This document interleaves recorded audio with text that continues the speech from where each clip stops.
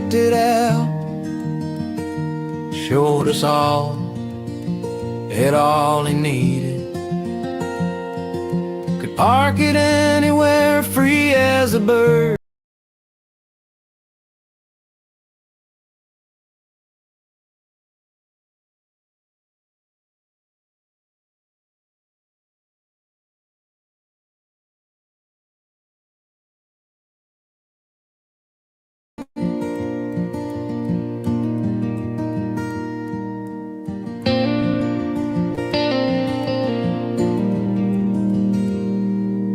Chang bought a van and decked it out, showed us all, had all he needed.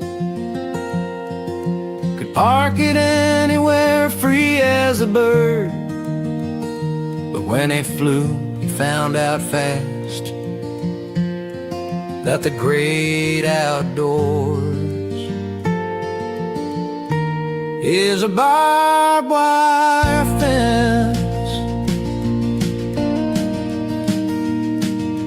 I'm not staying here when the ship goes south, and the shit seems to be already here. I've a backpack with all my needs. Trouble is, when I dream, all I find is that the great outdoors is a barbed wire fence.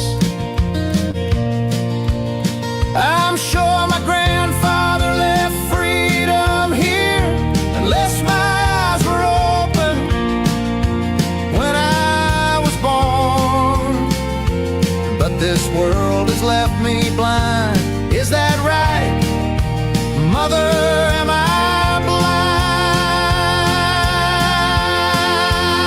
I'm sure I smelled freedom once in the backwood forests of your eyes. Hide, you said, hide with me, or how else will we ever live free? There's an exodus heading out of town. Their faces are up, but their eyes are down. There's a sun that seems to be shining upside down, and around and around, upside down, and around and around, upside down, and around and around, until we reach the outskirts of town, where we find time and time again that the great outdoors is a barbed wire fence.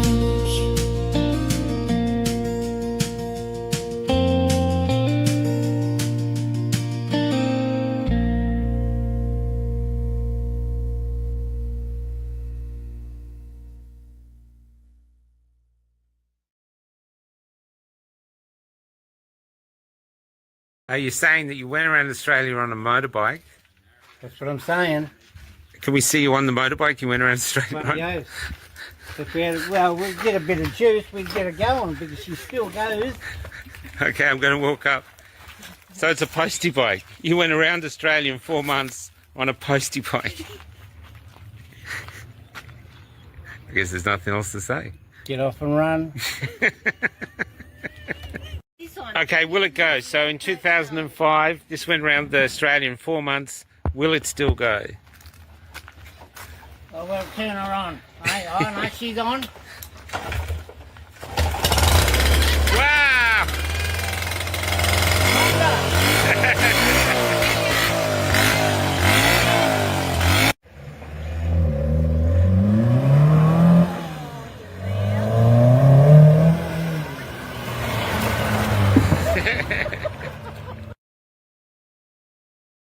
American, a part of you does not have to give a shit what other people think of you, and that's the prison a lot of people are living in. They're terrified of what someone will think of them, and so they modify their behaviour to sort of try appease people who are probably not thinking of them at all. No, that's right. So, and of course we've lost that thick skin. Yeah. You know, that bit of, if you get into just a conversation, turns into an argument, you know, you're just pointing your opinion on someone, and whether it's right or not, but you can work it out and go along with, you know, what we're hearing at the moment. Okay, let's get going. There's so here we are in Grawin, Mate. and we're in a castle. Tell us the history of this castle.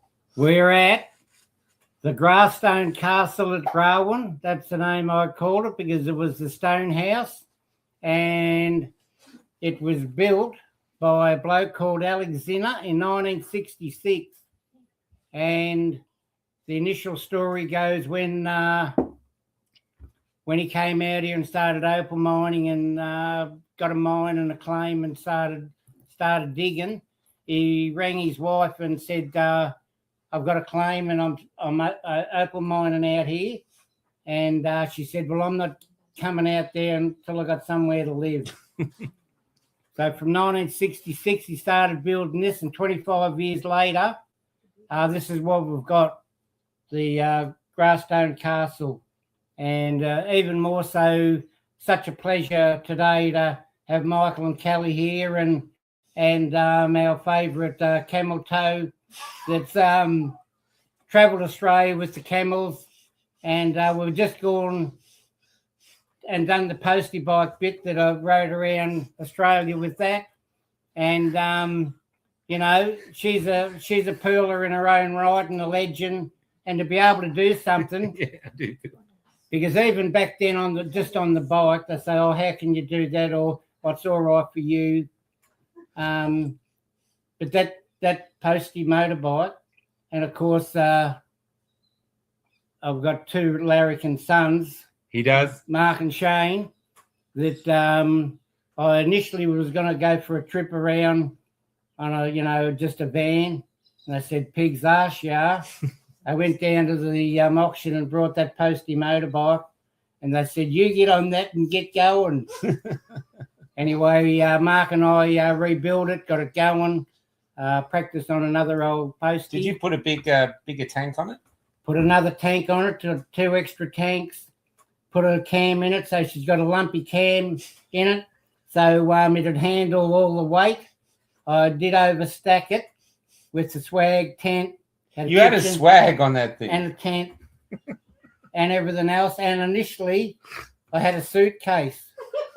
So anyway, Mark hurled me out the front gate, and I was lucky to make it over the other side of the road. Anyway, I made it over the Brugger Bridge and headed, I was on the road, and I actually had a bloke come and he rode shotgun for me till we got to Wagga, Welshie, bloke from Shepparton. And what a pillion. No, he was on his bike. He was on his bike. One of the 12 dwarfs. So he was riding, and he rode shotgun to make sure I got it to Wagga. Once I got to Wagga, he said, well, righto, you're at the crossroads, you get going.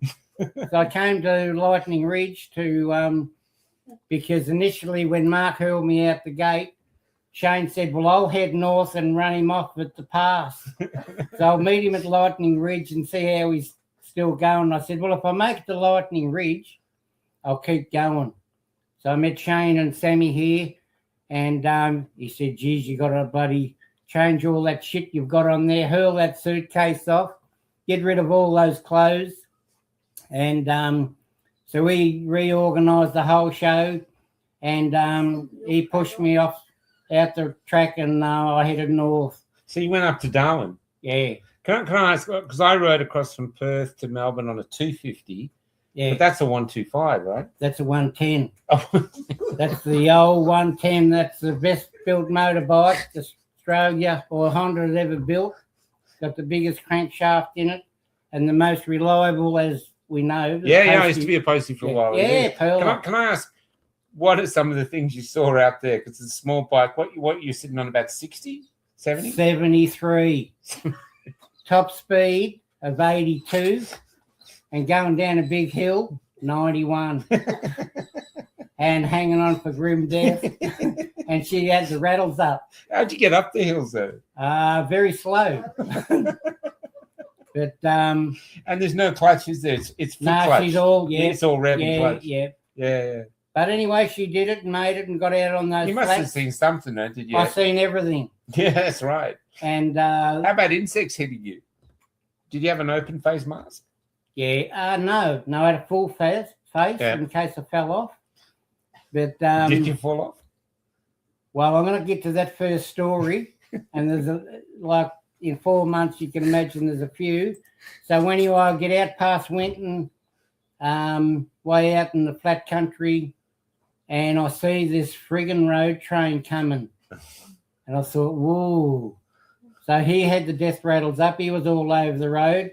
So when I bailed and went off the side of the road, and I stopped and went to put my foot down, got my pants caught on the kickstart, and arse over it I went.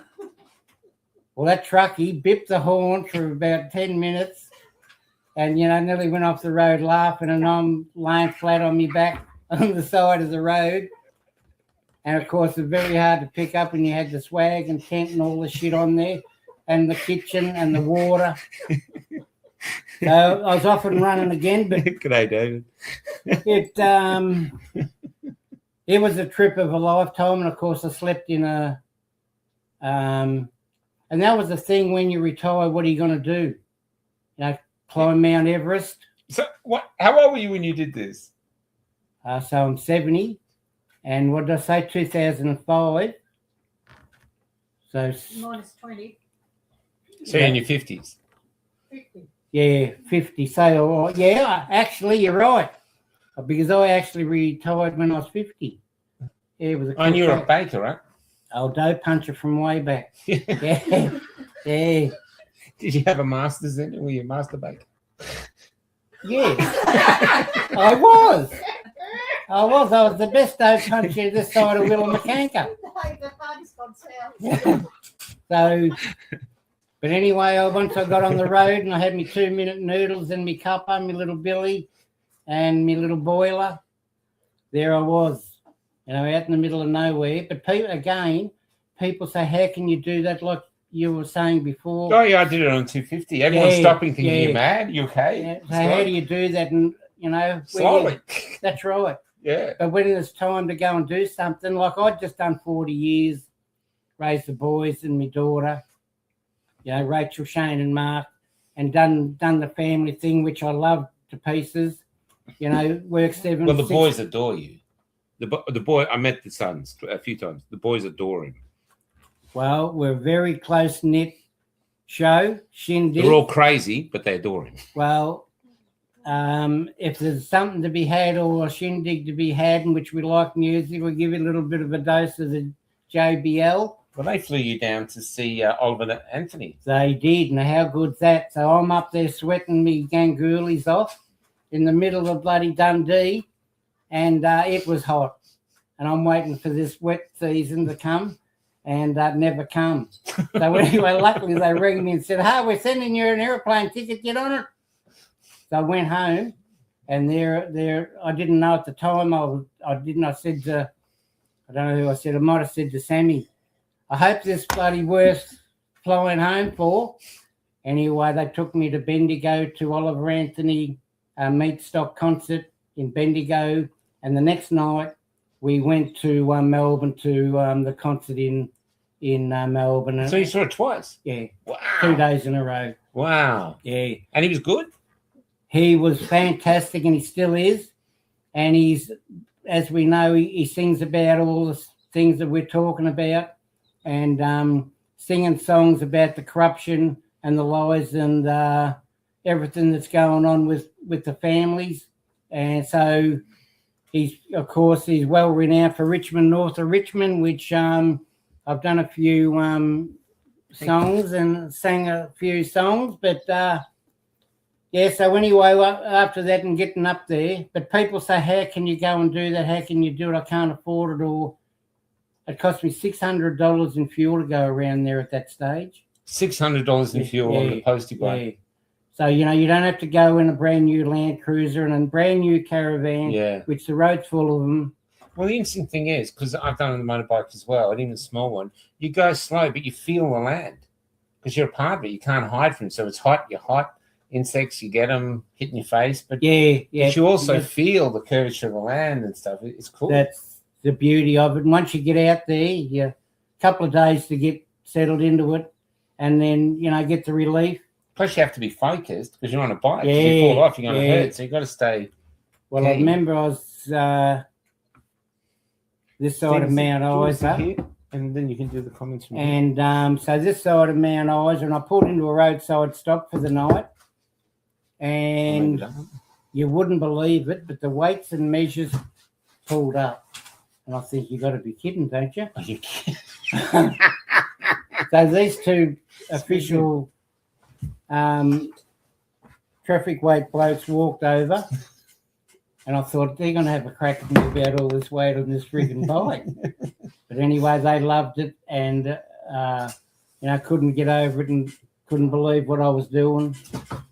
So they were actually good blokes, And as we know, there's some people out there that stick to for the rules, and they break people's heart because they're doing the right thing, and then they get to finish up with a fine that's just unnecessary. So talk about, the blind eye, you'll be right, mate, off you go. Second chance, which it was in the day, as we said yesterday, when I grew up. Yeah. The copper might hurl you out the road and say, piss off. Yeah. And that happened. I think they had the discretion to actually decide for themselves, but now they just book No, because whether or not, but anyway, I kept going, and of course got the camel wheel. I'm glad you said wheel. So I stayed at the park there for a while, and done a few tours from there. Went out to the blowholes and went to the Georgina over the bridge, the Georgina Park. So that was really good. But going across the Barclay, and I've heard of Harleys and that, they'll run out of fuel because if you've got a headwind and it is really mad across there. And I heard the story about the 6 caravans got blown off the road on the side.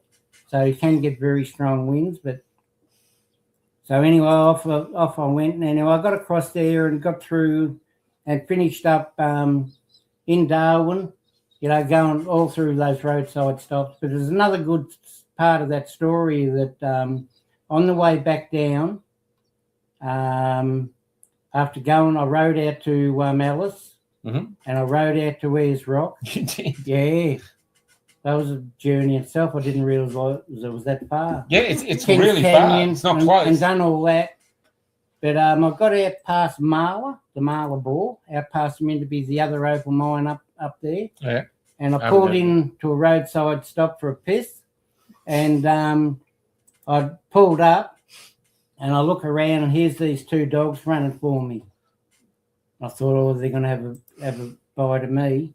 But anyway, one was wobbly off its feet, and I thought, there's something wrong with them. So I got off the bike, and they were that dehydrated, and so I gave them water, and then I walked over to the shelter with the table and chairs and that, and I looked on the wall, and it said lost 2 dogs. So they'd been there for a week or more. Wow. So I finished up staying there for 2 days with these dogs. And, of course, I got no phone signal, got no nothing. So I used to get out in the middle of the road with me walkie-talkie and try and pull trucks up or cars, and they just thought I was a peanut on the middle of the road, virtually trying to run me over. Wolf Creek. Yeah. Yeah, Wolf Creek. But anyway, I had a few pulled in that were pulling into the roadside stop too, and they'd give me, drink, a couple of sausages, a chop, and a few bits and pieces for the dogs. And so that happened through the day, and at night it There was a pearl or two. It was like one of those mad things you see or you don't see. But anyway, I was out there and I'd have this big fire going with the salt bush. And if I seen a truck or car come, I'd hurl it on the fire and you'd have this massive flame and I'd stand behind it with my didgeridoo. And, they'd think, oh, look. And I don't know what it ever looked like, but, I put a bit of a show on every time someone went past. So, again, I don't mind entertaining myself. And did the dog only turn up? No, the coppers did. Oh. Yeah. So I'd sent a message down to Marla that I had these two dogs with someone that had pulled in for a piss. Yeah. And I said, there's a bloke in a bus down there waiting for me that I'd met at Ayers Rock. And so he went to the cops and said, oh, my mate's out there and he's got these two dogs and he's looking after them. And the coppers said to him, tell him to leave the dogs there and just get going. And this bloke said, he's not that sort of bloke. He's not going to do that. So the third day, a copper turned up with a bottle of water and a sandwich. And, to relieve me from the dogs. And he'd found the owner by then. So the owner turned up. Oh, no, someone that was going through to Alice Springs and to take the dogs back. But, I always wanted to find out who was the owner of those dogs, just, because I looked after them. Yeah. Well, if anyone knows that story, get in touch. I mean, that's an amazing story. Yeah. So, a journey like that, what do you do? But, and of course, people say, oh, you can find yourself or, you're lost or, it's not about that either. It's a solitude of doing what you're doing, actually. Getting out there, having a crack, like Cal, doing things beyond your wildest dreams and imaginations that you're never going to do. But all you got to do is do it. Yeah. And that's the problem, And I know a lot of people that you can't do that. You can. And you don't need a lot of money to do it and say, oh, it's all right for you. It's not all right for me at all. I'm just someone that actually decided to do it. And I had the backing from me two boys and everyone else. The daughter gave me a Mr. Bean doll and a teddy bear. And, that was her. Wouldn't that have put the bike overweight? Well, she loves going to the show or somewhere with me because, I can carry on a little bit, especially if I take her to the show or that, I'll finish up with a puppet. But, just do it. Just go out and do things. And that's the thing now, because we've lost the ability to go and do it because the pay, the wages, the mortgage. Our souls are trapped. Yeah, as we know. And this country, I say this country is built for people who want to fly. It's huge. If you want to live, this country is there for you. And that's the beauty of being out here. So, well, that's a great. I don't even want to tell that story. You came here, and you found something which puts you on your feet. Here. Do you want to tell that story? Or? Because we're not always cashed up, or we're not always running on prime. But anyway, I turned up out here for the weekend and stayed for the weekend. And I've met a couple of blokes out here. One of them was Shearer Jack from Wyong and another bloke called Neil from Currumbong. And we finish up staying and going noodling. And okay, quick quiz. What's noodling? Don't tell them. Right. Just see if anyone can guess what noodling is. So anyway, it was going all right. We're wandering around like blue-ass flies, and we've just done the cook's tour with Michael and Cal. They did, at a frantic pace. And so anyway, I finished up at the back of the club camping in my troopy, and it was that we built a little shower and shit, but as it went on, like I'm camped at the back of the club under a sheet of iron and go up on the dump and found this opal. So the opal was in a rock, you said? Yeah, I hit it on the head with a shovel and it opened up and there's a big opal in there. Wow. So that put me on my feet and here we are today sitting in the castle, the Grawin Castle. And it was never going to happen because I'd never wanted to go mining. I wasn't buying a camp. and that's what things happen. So you can get things do happen to you. And But you stopped after 3 years mining, though. because once you're out here, there's a time limit to waste time and effort. So I call about 3 years. If I haven't found open in 3 years, I'm pulling the pin and sacking myself and go somewhere else. Talk the story about the guy with the bucket. Is it $1 billion? Yeah, What's no, that well, one? there's a lot of people out here that, as we know, have been out here for 10 or 15 years and still got the arse out of their pants. But then there's other stories like one that up on his first bucket, pulled $1 million. So there's a variety of luck. Is it luck or hard work or good, whatever it is? But there's plenty of stories out here which you need a fair way. You're right, Jane. Jane Mock, fosking for gold or opals, noodling. Why would they call it noodling? I don't understand where that word comes from. Because the noodler noodles. A fossicker. That doesn't help. No, that probably doesn't say a lot, but anyway, that's what we're going with. So noodles. I won't abbreviate too much on that. Is this an R-rated show? Yeah. But noodling, fossicking, and I'm actually done a fair bit of prospecting on the gold. So the fossicking. Did you have more luck with the gold than the opal? No, well, as I said, I came here for the weekend and I was going to the Cape on the gold, and I come here for the weekend and I'm still here 8 years later. But I've just done my stint on the opal and only found that big one that set me up here. And I've just done a bit of a stint up north and got a bit of shiny stuff. Okay. Yeah. But we'll do a video tomorrow. We've got a video of the place. But you can be an Airbnb, not an Airbnb, like a bed and breakfast. You've actually got several rooms. Well, here. as anyone that knows me or Don't Vote Major, there's obviously a few people out there that know us and know what I do. And I've been out here a while, and I did open it up. I do tours out here through the winter, and I opened it up as a B&B. And I have a very big announcement to make, and I may as well do it here live on this show in front of Michael and Cal and Camel, that next year we will have Devonshire tea and a tour and some cakes and a few other things, being an old dough puncher and I know how to make a few dances. Oh, yeah, you'd probably make few great cakes. scones. Oh, bloody oh. So next year, don't forget to come out here and say, how you going?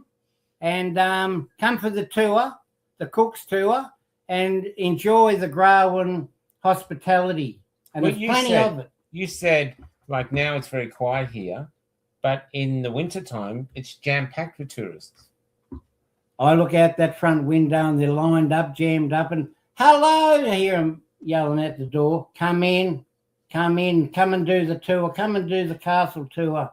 But they don't know they're going to get hit for a $5 on the way out. But that's all good. They love it. Actually, they usually hurl a lot more in than that. Yeah, it's cool. Because they can't believe the story. Like, you've just had a look around. Yeah. The work, 25 years it took to build this place, and the work. And the guy also was working and mining and had other things. Yeah. So he built it around that. But some of these stones that he would have lifted here are huge. Very heavy.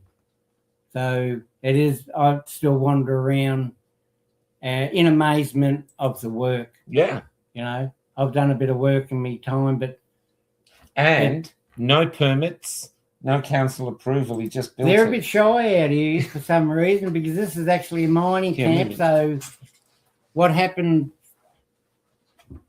But people are going to build them to last. So this is a Well, that's perfect right. It hasn't example. fallen on your head. So he built it not to actually fall on his head. And the first camp that's out here, up the road, Kel, what's his name? Is Harry still, Stack.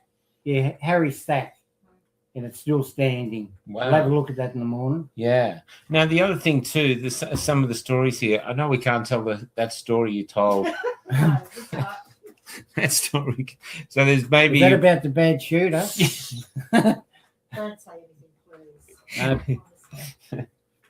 please. That's right. There is a lot of characters and Yeah, we've met some out today. here, you know, and that's right. We've done a quick lap of the club and Yeah. everything else. So, but you have to come out and have a look for yourself. There's The interesting thing is, though, sorry to interrupt. The interesting thing is, though, that there's still you pick it up here that you're allowed to be yourself here. You're allowed to be a character. People aren't scared of offending people, and but people seem thick-skinned. They're not getting offended. They just laugh it off. And No. but now you've got more regulation coming out here, which we'll talk to Kelly about. Yeah. But that's what's happening now. So you've had hardly any, and all you guys are just That's living. right. Yeah. And now it's coming. Yeah, but I think there'll be a backlash, and we hopefully will stand together. And as you showed the Eureka Stock flag out the front, which we fought for, was the Eureka Stockade in 1854, and that's showed the people that will stand up and do something, about their livelihood and their little dunghill. They stood on that hill, out of Ballarat there, and achieved it. They actually achieved it, which is remarkable as well. Yeah, because I think even though they got shot or their things changed after. Yeah, that's right. So, but what they're trying to do here is these are people's livelihoods. There's a lot more people out here and been here a lot longer than me. Some of them were there tonight. Some of them were up the road. The other interesting thing, though, is there's 3 pubs here. Yeah. Which now, and they're crazy pubs. These are just like incredible pubs, and there's just humour everywhere, like the Rock, the Weather Rock. Yeah. If it's dry, it's fine. Yeah. If it's wet, it's raining. If it's blowing around, it's windy. I mean, there's humour everywhere. Yeah. And you guys seem to be looking after yourself in a way that you just look at. If anyone comes in and that's right. It places itself, the community. That's like what I mean. Ratters and. You don't knock anything off out here, otherwise you will. You could get the brunt of people that stand up for themselves. Yeah. And police, you don't come out here knocking stuff off, and so you really it's an open society. Yeah, you're right. You're and all of you off grid. Like tonight when you tried to get in that back door. That's right. That's the locking system. That's the security alarm. But you had this oh my God, there's been a mass shooting at Bondi Beach. I don't know anything more about it. Someone's just said, that's horrendous. But the other thing too is so you're all looking after you're all off grid. So this is what everyone talks about. Living off grid, that's right. In a community. You're not living in each other's pockets, but you've got each other's back. Where's one of those cucumbers? But in the COVID years, you had the cops racing in here from Walgett. Well, that's right. Fining you all for not wearing a mask out here in the summer. Yeah, which was absolutely we know, but you can't fathom it. Yeah. So, but you used to walk around because some other guy said you'd walk around with your little trolley. Yeah. Tell us about that. What you did in that era to sort of show that maybe. Again, the boys had gone to a protest in Melbourne or somewhere, and after we'd been to, the Canberra with the library, we were there the first day and went to Epic, and the boys had gone to Melbourne to one of the rallies and protests, and so I felt a little bit out. So I got me billy cart, me JBL, and me Aussie flag, and me flags. And off I walked these roads, these opal mining roads, and walked down the club and walked along. But I'm happy to... what was the reaction to that? Well, I'm happy to be known as the peanut, the unvaccinated. He won't wear a mask, bar him, won't let him in and dob him in. I'll cop it up. I am thick-skinned, unless it really goes haywire. But I know. Did you have anyone backing you up here when you were doing it?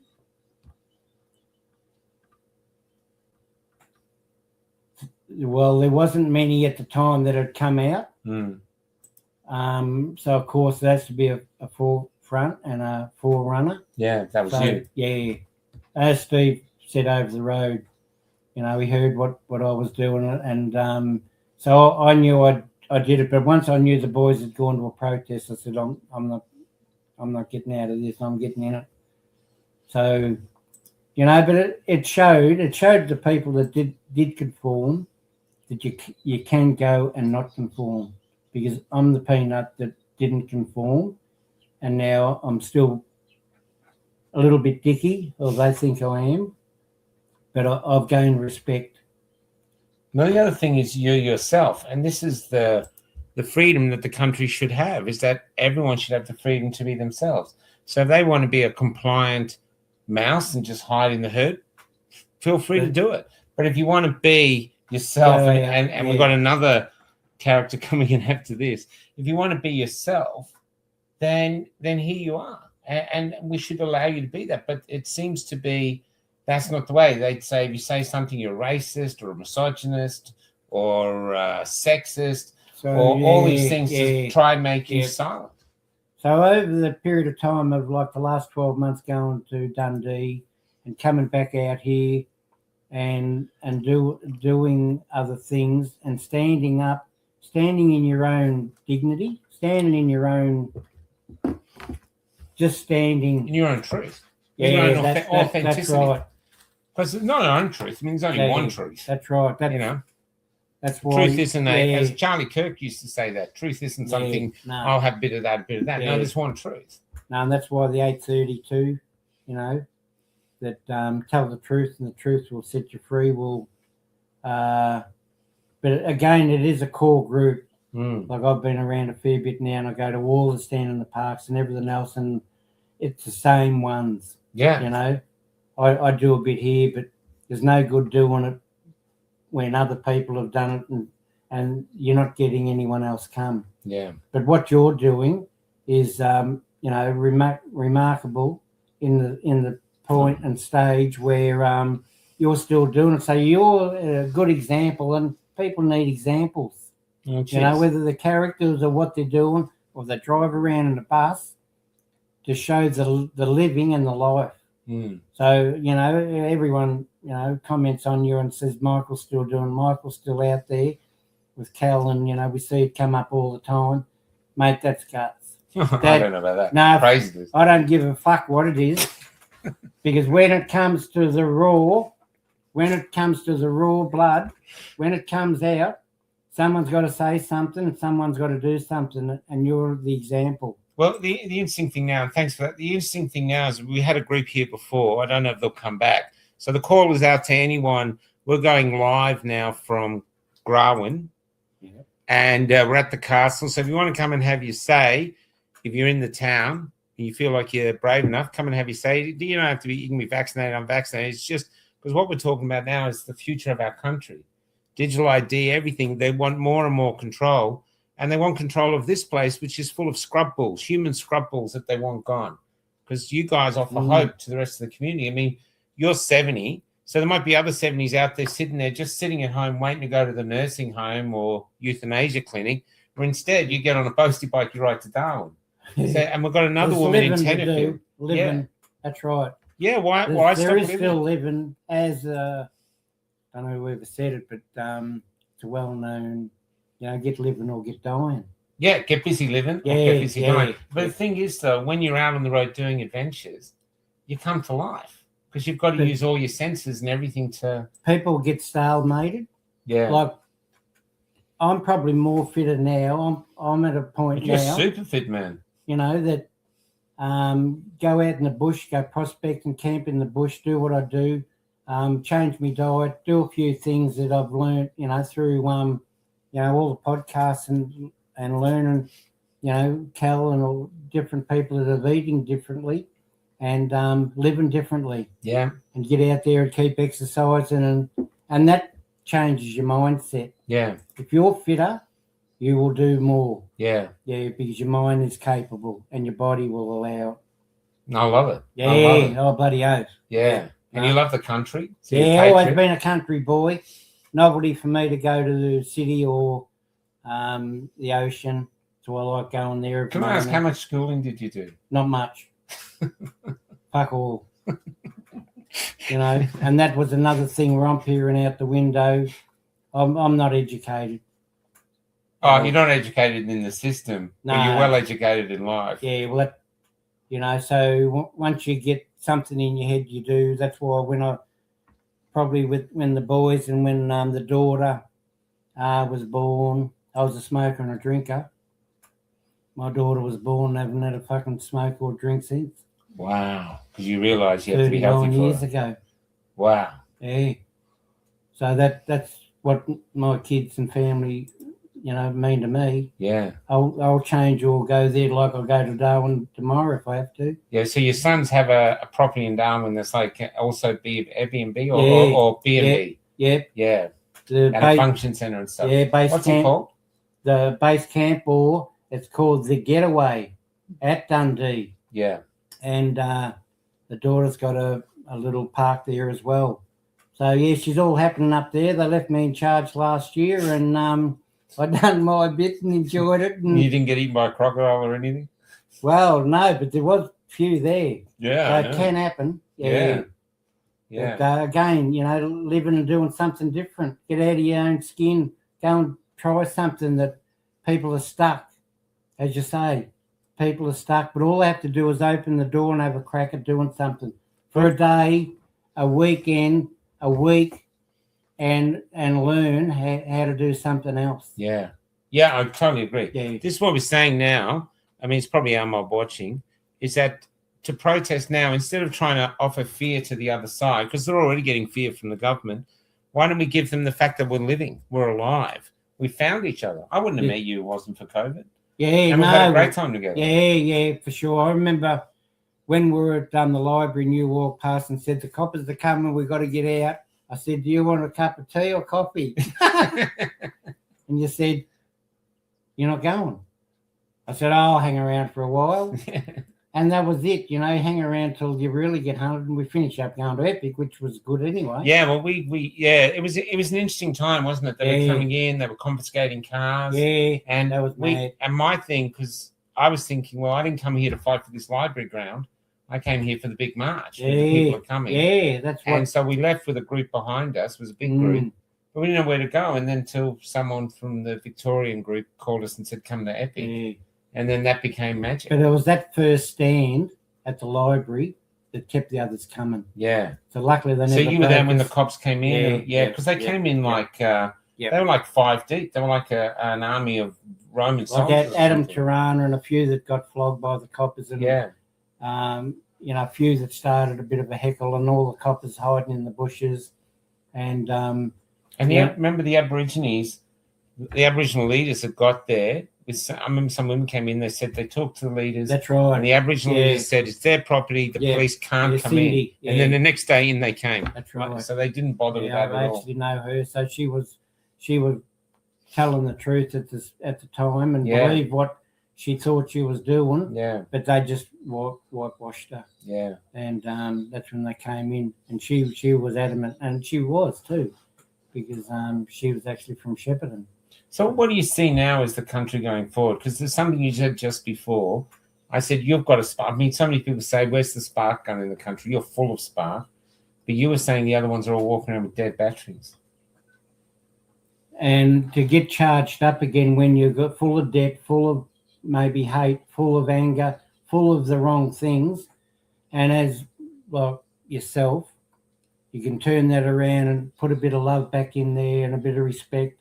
And you don't have to get that deep in other people's crap. Yeah. Try and float along the surface.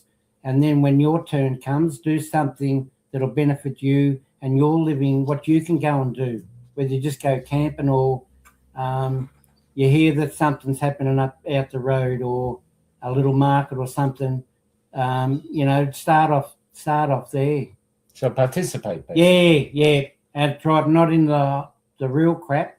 Get out and participate in, like in Lightning Ridge, there's a community market. There's quite a few people in town that actually, unfortunately, have left, so we didn't get to meet them all or bring them all into, which, over the elections and that, I've been in here and I know quite a few in there. But, this will spark them on. Everyone in the Ridge, we're cracking on. And everyone in there knows me and knows what I do. And but we're still here and we're still doing it. And I know all the people in town are, because I know them. And good to hear that lady the other day. Yeah. So no, it's unfortunately you can get bogged down in it. because that's why I went to Darwin the first time, because I left Epic and I was knackered. I was done, even though I'd been ratted and I was burnt and blistered, and Mark had been, pepper sprayed and dragged around, and like Adam Tirana. Was he the one that was pepper sprayed in the library that got him down on the ground? That was him. Wow. Yeah. Yeah. And Mark and I I remember now. I remember him being taken away. And the other bloke got flogged near the water. Yeah. So there was a little breakout, but the coppers were doing it. Oh, yeah. No, the police were the violent ones. Yeah. Absolutely. We've got all the video evidence of that. Because, well, that's right. We were right in amongst it where we were camping and hadn't seen it all happen. And then when they came in, but yeah, poor old Adam, we had to get milk in his eyes, and it blinded him for a couple of minutes. Yeah. So he was really struggling. But again, a bloke that was, well, we all stood up. He did. And the other bloke that got flogged, he was just saying something, and they tackled him to the ground. Yeah. And, of course, they're all there. That's when that wank, clashed. Oh, they did, yeah. So what they did, we got video of this. Yeah. After they pepper sprayed some of us and arrested others, they cheered. 2 of them cheered by clinking their pepper sprays together. So they actually had no consideration for the Australians that had come from all around Australia, just because they didn't want to be forced to take something that they didn't want to take. And that's how they were treated by the police in the ACT. So there's something, it's hard to fathom how they can live with themselves for doing it, because we were there, but there was no aggression, there was no violence. We weren't burning cars, we weren't looting stores. We were just being there basically to say, enough's enough. No, it went on, and of course it went too far, and it still is. So when you got injured, because I've interviewed loads of people who was injured. I was injured, burnt too, and my lips went black. But how long did it stay with you? Because some people were sick for ages. Well, I came back out here because I said, we've got to get out of here because we've done enough in there. Yeah. And Mark went home, and I came out here, and I wasn't here long. And I was down. The spirit had been nearly broken, but I was weak, and I was lethargic and a bit shit. Yeah. And I thought, no, I'm going to go for a drive to Darwin, because I'm happier up there with the boys, and get looked after and do a bit of stuff there. So, I've been up there and I rebuilt. I recharged myself. Still today, I get a recharge and think, right, what's on the cards now? So the cards are next year, Devonshire tea at the castle. Now, what we're going to do now, I'm going to show you. I spelt the name of the town wrong in the first title, but it comes better. But this is the motorbike that Gary, with 2 R's, took up to Darwin. You're saying that you went around Australia on a motorbike? That's what I'm saying. Can we see you on the motorbike? You went around Australia on? Yes. If we'll get a bit of juice, we can get her going, because she still goes. Okay, I'm going to walk up. So it's a postie bike. You went around Australia in 4 months on a postie bike. I guess there's nothing else to say. Get off and run. Okay, will it go? So in 2005, this went around Australia in 4 months. Will it still go? Oh, well, turn her on. Oh, no, she's on. Wow.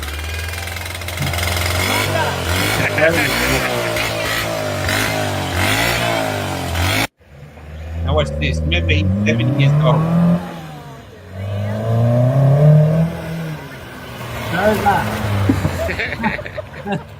Still going.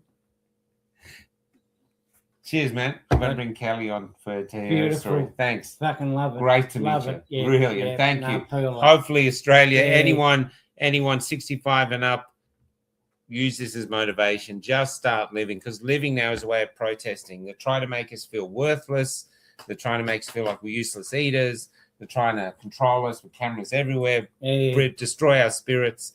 Well, the way to fight back is to live and enjoy. And we've got someone else who is an expert at that. And I'm not going to call you the name that he calls you. But let's bring it on. What I'm going to do is going to take a little break. We're going to play.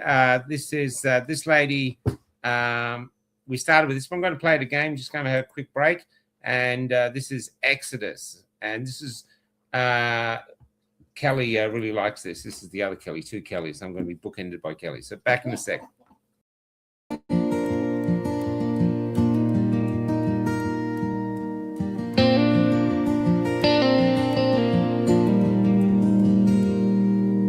Chang bought a van and decked it out, showed us all, had all he needed.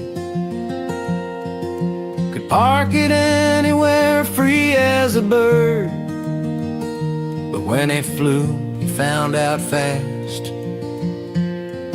that the great outdoors is a barbed wire fence. I'm not staying here when the ship goes south, and the shit seems to be already here. I've a backpack with all my needs. Trouble is, when I dream, all I find is that the great outdoors is a barbed wire fence. I'm sure my grandfather left freedom here, unless my eyes were open when I was born. But this world has left me blind. Is that right? Mother, am I blind? I'm sure I smelled freedom once in the backwood forests of your eyes. Hide, you said, hide with me, or how else will we ever live free? There's an exodus heading out of town. Their faces are up, but their eyes are down. There's a sun that seems to be shining upside down, and around and around, upside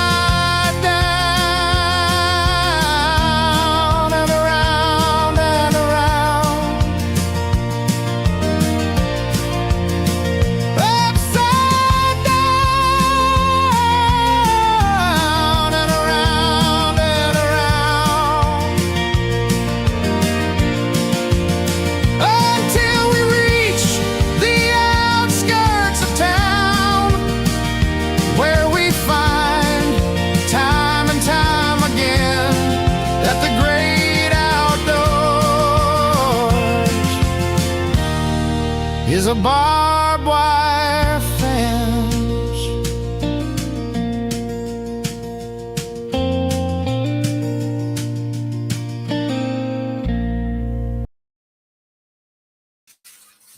Okay, let's get going again. Oops, sorry. Butcher. Now, I'm bookended by Kelly's. This is Kelly S. And this is Kelly. What's your second name? Cole. This is Kelly C. Yeah. Also known by another name, but we're not going to use that No, tonight. we're right. We've already heard that one tonight, thanks. Now, we're going to tell, we came out here going to Burke. It was our first long trip together. And we were going through town after town and no one would talk to us. We were almost shunned. And we were getting really thinking, what's the point of being out here? When someone came driving towards us in a ute, the lights flashing and this. And this is how we met. We did the interview on the side of the road. Yeah, we did. And I took you both down to the river, remember? Yeah. Is that But you're okay? the reason we're here. We came looking, we okay. knew you were around Yeah. here. And then Gary's son said, yeah, we know her. She's there. So, and we tried to get in touch with numbers. We just couldn't, it just wouldn't work. So then we thought, screw it.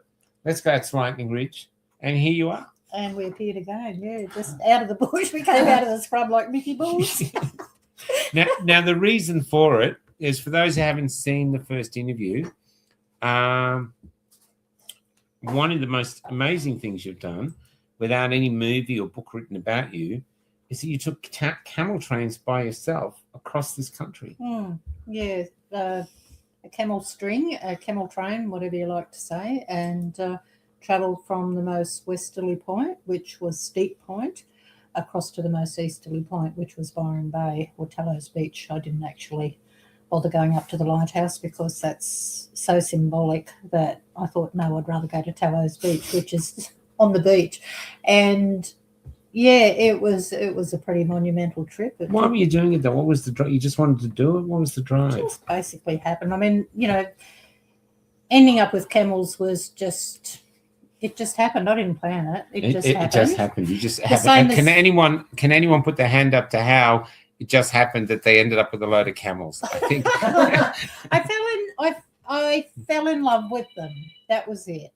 And the same as all of them, or just the pretty ones? Well, I fell in love with one camel at the camel. I think it was the show in Alice Springs when I was living over there, and there was a gentleman there he was from the Camel Society, and he had a few camels there talking about them. It's an industry, Okay. So I went, oh, that's really interesting because I'd never been even close to a camel before. So I went up and I started talking to him and asking questions, and then there was this one camel, this female camel that came over, and she was a little bit interested in me as well. And I looked at her. She was talking to me, and I thought, oh, this is really good. She was talking. She was talking to me, and spiritually, or just she was making strange sounds. Telling me stories. She was telling me about deserts and things like Wow. that. Yeah. So this is my story anyway. Yeah. So if you look in a horse's eye, it looks like a mountain range. But if you look in a camel's eye, the iris looks like rippling sand, like a ribbon of sand or a ribbon. And I could see the desert in the camel's eye. So you could see it in her eyes. Wow, Yeah. I get it. And then she was telling me about it. So I thought, I became obsessed, didn't I? This is all happening in my mind, of course, and, in reality for me. So I couldn't stop thinking. Well, how do you know? We don't know these things. No. And we've been taught by society, there's no ghosts, there's no this. So we're sort of disconnected from the spiritual world in a way. Go to church and just tell God how great he is and hope he doesn't hurt you. But we're not actually spiritually connected with the land even. And here it sounds like some spiritual connection. This was a little bit of a spirit animal thing happening, I guess. And so I couldn't stop thinking about it, and I thought more and more about it, became really obsessed about it. And then I spoke to a gentleman down south who had some camels, and I said, I'd just like to come out to the camel farm and have a look around. He said, do you want to buy a camel? And I went, no way in the world do I want to get camels. Do you want to buy a camel? How often do you get asked that question in Australia? It's like a used car salesman, he's a used camel salesman. I went, no way, no, I'm just interested, just curious. And of course he must have seen me coming. And I went down, and that was it. That was the end of it for me. And of course I ended up getting camels, didn't I? So and I wouldn't have believed Did you buy one or? Initially I did buy one, and then it turned into more. Can we just stop there? I just want to say, first off, this is Kelly's first time on the show. She's doing the comments because the other computer's not working. Kelly, 2 questions. 1, has anyone ever asked you if you want to buy a camel? No.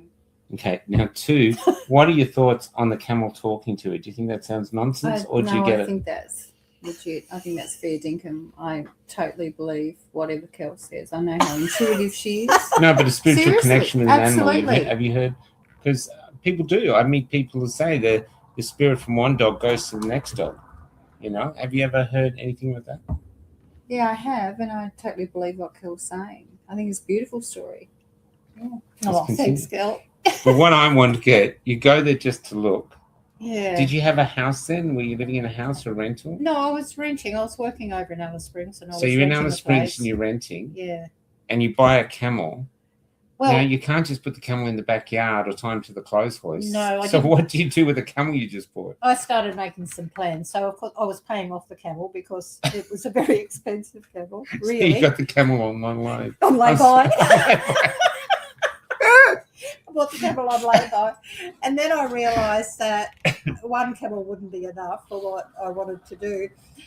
Long story short, I ended up with a string of camels. And Wow. and then one thing led to another, and through people that I met and knew, and other other things that happened in my life, I ended up in Western Australia and started a trip from Broome, which was going to go to every state in Australia, and that was with a Canadian film crew who ended up, I wanted a contract to do that because it involved money, and there was another person involved, and I was basically a tag along. But my camels, my health, my safety, everything like that, I wanted a contract. And eventually we did manage to dig a contract out of them, and then they breached it left, right and centre. So that ended up being a bit of a debacle. And myself and this other fellow were chased by, we were travelling at 5 kilometres an hour along the Tenemai track. And we have some miners, because there's lots of gold mines out there. So some miners that used to see us all the time on the road every day, they said, the police are looking for you.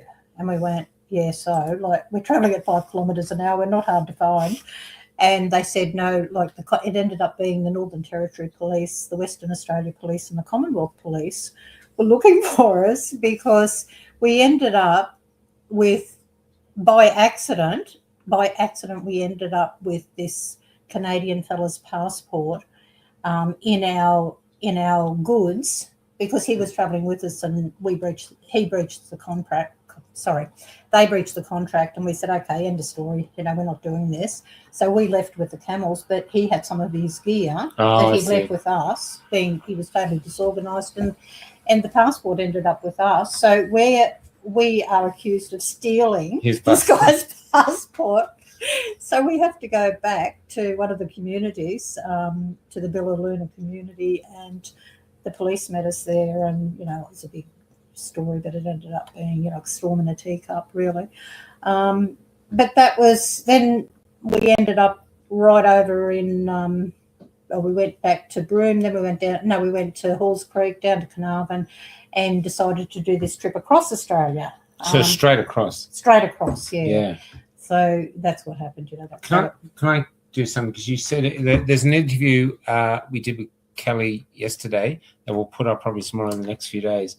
But while we're here, so one thing you said that I really loved, so you had 3 camels at one point, or you had camels, but you said there was techniques you used to pick the lead camel and the camel that was at the rear. Oh, the anchor, but it was talking about the personality of the camels. Oh, yeah. And I think this is fascinating, because most people see a camel, they just think it's a big thing. Yeah. But you're seeing them as real personalities. Well, it's the same. I mean, anyone with animals, horses, dogs, whatever, they will say that, they'll tell you the animal has personality, and the same with camels. They're no different to any other animal.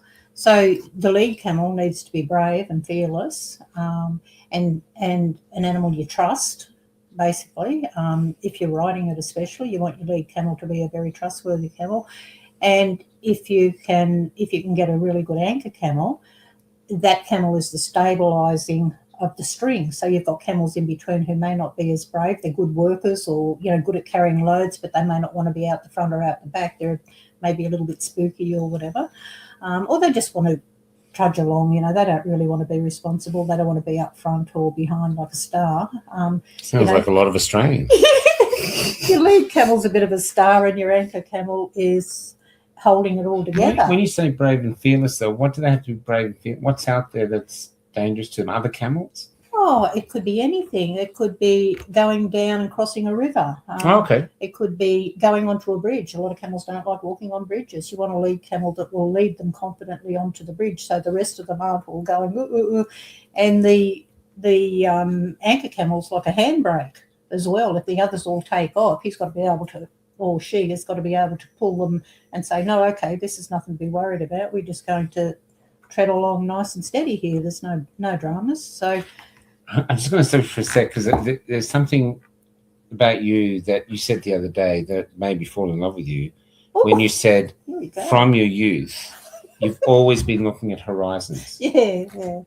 And so always what's over the next horizon. So it's a bit of Albie Mangle or something in you. Oh, it must be something there. But big open horizons. I don't like being stuck up valleys. I really dislike that. There's too much wah-wah up a valley for me. and I don't like being enclosed too much, so it's big, wide open horizons where I can see the Indians coming or, whoever's coming. No, I just want to see the horizon and go there Yeah. and then beyond. Yeah. So I love that. Yeah. That's So always going been back, there. so this guy you first travelled with, were you lovers? No one in the world. So you were just companions doing this camel trip? Yeah, just travel companions. Wow. Yeah. Yeah. Both of us love camels, and that's all. Because you would have spent a huge amount of time together out there. We alone. did, yeah. And what about?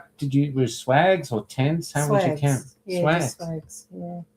And he was, he was experienced with the camels and all the rest of it. But it's very difficult to spend that amount of time with someone, especially as your goals are different. Yeah.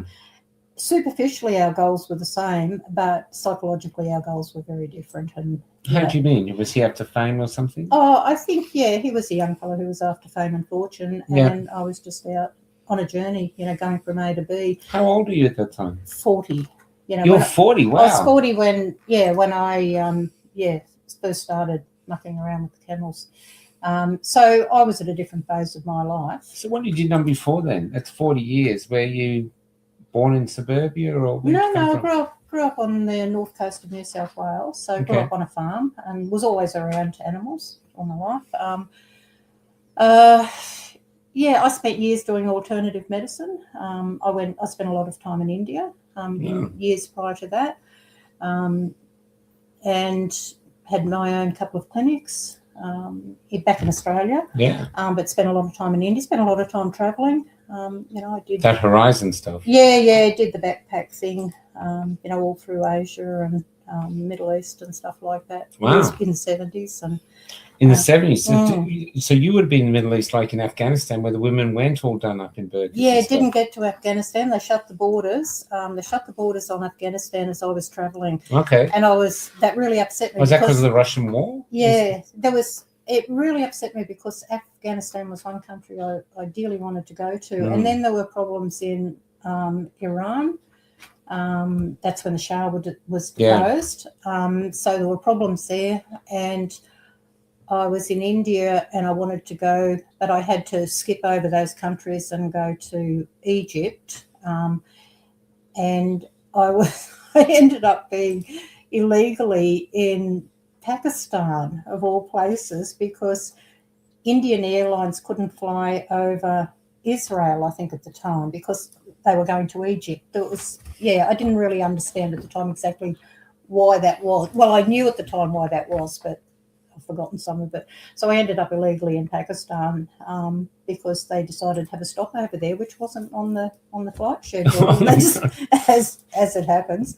So that's another story, but I probably won't go into that. There's a few illegalities involved in that. So I was very glad to get out of Pakistan, I can tell you. Now, the other great thing, though, is that I think you lost the guy in Alice Springs. The guy you've been travelling with? Oh, yeah, we parted company around about there. And then you took the camels to Byron Bay from Alice by yourself. Yeah. Don't say yeah like everybody does it. That's like it's like I'm going down to get a video out from the store, or I'm taking 3 camels along. You're a 40-year-old woman taking 3 camels across Australia is enormous. Yeah, I just felt like, well, I don't know. I was doing it. The fact that we separated didn't make any difference to me because I was doing my own journey anyway. Yeah. And because our goals didn't align, really, it made no difference to me. I was much happier doing it on my own, I must admit, because, it got to the point travelling with someone else where we were misaligned and disconnected, and it wasn't very nice. So I was really happy doing it on my own and doing it my way. Well, tell us, for the people that will never do it, and I'm guessing most people here, just tell us, what is it? How would your day go? Like from waking up in the morning till the evening? Waking up in the morning might be several times through the night, depending on where we were camped. And mostly the camels were tethered to a feed tree overnight. So you'd have to get up and check that they weren't tangled up. As they became more and more accustomed to to the routine, they didn't get tangled as much. But when I first got them, they were getting tangled all the time because they weren't used to being tethered at night.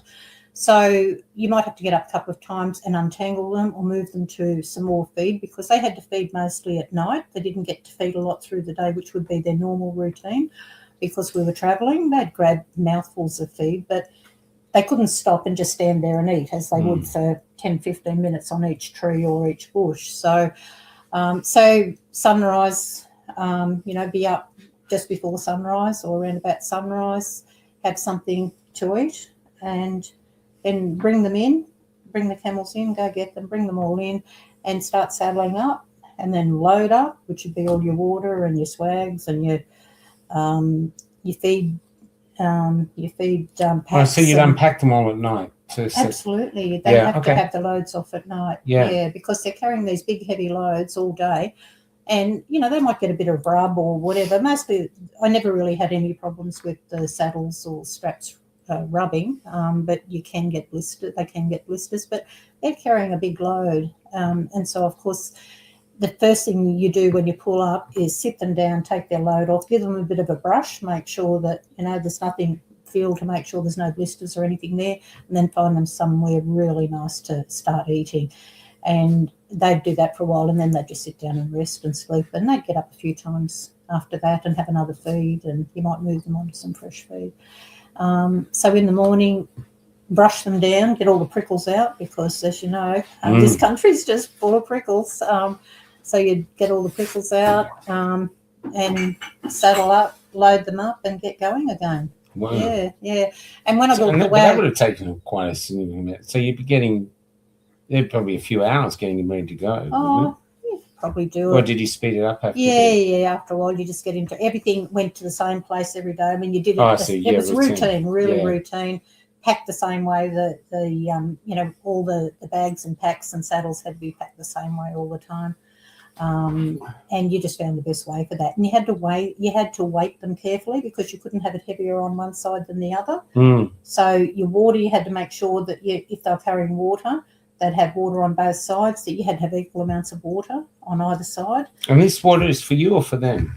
No, for me. Yeah. Because they don't need to drink every day, and I never carried water for the So camels. How long could they go without water? I think the longest they went was 17 days going across the Gibson. 17 days without water? Yeah, and... were they fading at the last 2 days? No, they were fine. In fact, when that was going across the Gibson, and you get them used to not drinking, so you start limiting their water over a period of time before you take them off water altogether, when you don't know when you're going to get the next drink, or you don't know where the next drink's coming from. And I think in that time that there was a couple of sinkholes. We came across a couple of sinkholes, and a couple of the camels drank, and some of them didn't even drink. So they were in the swing of it, They had just been ships in the desert. And did you have a map or a compass? And were you sticking to roads, or you just... No, tracks sometimes, roads and tracks sometimes if it was easier, or if that's where you were heading. If you were heading into a town or a community or somewhere, you'd be following a track. But a lot of it was cross-country and bush bashing. Compass. There was a GPS at one stage that was sponsored. That's when I was travelling with this other fellow, but when we split up, he took all that. Okay. So you had none of that? No, I didn't care. Really, honestly. He sort of took most of the things, because he decided to cross the Simpson Desert, and I didn't have enough camels to do that, because we'd swapped camels in Alice Springs, left more of my camels behind, and took his across the desert. So you need a certain one. You need to carry the water or stuff. Is that what you need? You need to have enough camels to carry your water and your feed and your swag and your goods and all the rest of it. So I trekked back to Alice Springs. This was on the edge of the Simpson Desert, so I trekked back to Alice Springs, and that's when I built a wagon, and I had to go and get my camels. Wait on. Can I get you to sit a bit closer in this one? Oh, yeah, sorry. Yeah. Okay, get ready. This is now, before we move on about the thing, Do you have any questions for our guest? I have one. How was your backside? My backside was mighty fine. Like it still is. It's like larger now. Were you ever scared? Oh, there were a couple of occasions where things got a little bit dodgy, and Can you share some? Because you got to wait for the story about the what do you call it, the cart. the wagon. It's going to knock your socks off. But Uh, tell us about some of the reasons you got scared and how you handled it. I was stalked out on the Plenty Highway Oh, what? by three blokes in a vehicle, and they came close to my camp one night. They'd been driving backwards and forwards along the road as I'm travelling along for a few days, and I'd had a friend from Alice Springs with me, just came with me for a week because it was the first time I had the camels in the wagon, and they were a bit gun shy too, being in a wagon. They'd never done that before. So I had to train them into harness and train them to pull the wagon. And so this friend came with me, Linda. She won't mind if I say her name. And these people had been passing us on the road, but there were two of us. So they were just looking at us and driving past and being very slow about how they were passing us and checking us out. And then she had to go back to Alice Springs. She was only along for a week. And I thought, I don't know, but I've got a feeling I'm going to have some problems because I'm on my own and these guys are watching. So the first night it happened, about, I think it was about 11 o'clock at night or something like that. They drove along and they'd seen us through the day, and I don't know whether they saw her leaving or they saw me on my own or something. But anyway, they came back.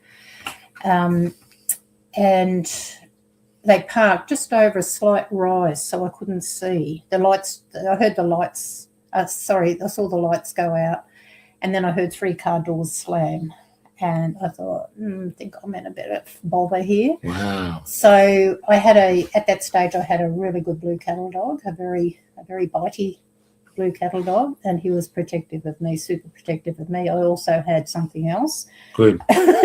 Good. which was quite effective. Persuasive. Yeah. But I didn't know. I didn't really know what I was up against. Yeah. So I tied the dog up at the wagon, and I grabbed something, and I headed for a community which was probably 5 kilometres away. And with the camels or by yourself? No. They were all tied out. Yeah. They were tied up to feed trees and whatever. So you legged it? Yeah, I legged it. Wow. Yeah. I just took a little companion with me, and I legged it into this community and woke them up and said, look, I'm being harassed. I've seen this car go into the community. They obviously have to go there to get fuel because it's 200k to the next fuel stop. So they're getting fuel from here. And the people there at the community said, oh, no, it's no one from this community. And I said, I think you know who they are. You know the car. It's very, very obvious. This car, you could tell by the sound of the car and the type of car it was. There was only one of them around. And so somebody came back out to the wagon with me, and they said, look, I don't think they'll come back because they took off as soon as that's right. Before I legged it, I got my spotlight out. And I walked towards them with the spotlight, and they jumped in the vehicle and drove off. Wow. Yeah. But I saw the lights coming back in on another back track, so that's when I legged it, yeah. And so I went back out to the wagon. They didn't come back that night, but I had to leave there. I couldn't stay there forever, so I just had to leave. There was a police station down the road some way. They came along to see me and said, he had a bit of trouble. And I said, yes, I did. What can you do about it? And they said, oh, well, we'll just drive up and down the road a few times. I said, the car's so distinctive, you've got to see it. Nothing ever happened, so I left. And so what I used to do was just get off the road. I'd see them through the day. I'd get off the road in the afternoon. So you saw them again? Yeah. Wow. And I found out later they were working on a property, so that's why I didn't see them all the time. They were only when they were going, after they finished work, they'd come cruising up and down the road. So the thing that I didn't mention before was that when I went the next morning to where the car had pulled up that night, I found a box of spilled condoms on the road. So, you know, it was a good thing to do, get out of there. Yeah. So anyway, by the time I got to the next spot, I'd get off the road early every afternoon. And So it didn't make you stop. You didn't think, okay, that's it. See you, camels. I'm running back to society. No, well, I was heading on to the next place, so I just had to be careful. And I got off the road every day early, went as far into the bush as I could, lit a little fire, cooked my dinner, put the fire out, and then just bunkered down for the night. Wow. And I'd hear the car go up and down the road, but they didn't find me. Why looking for you? Oh, I don't know. Wow. Maybe they were just cruising. So it was really Anyways, loud, was it? You could hear it had a very distinctive note. Yeah. Wow. So by the time I got to the next stop, which was about 200k, so that took me a while. I'm only travelling at about 25 to 30k a day at the most. So it took me a week or more to get there.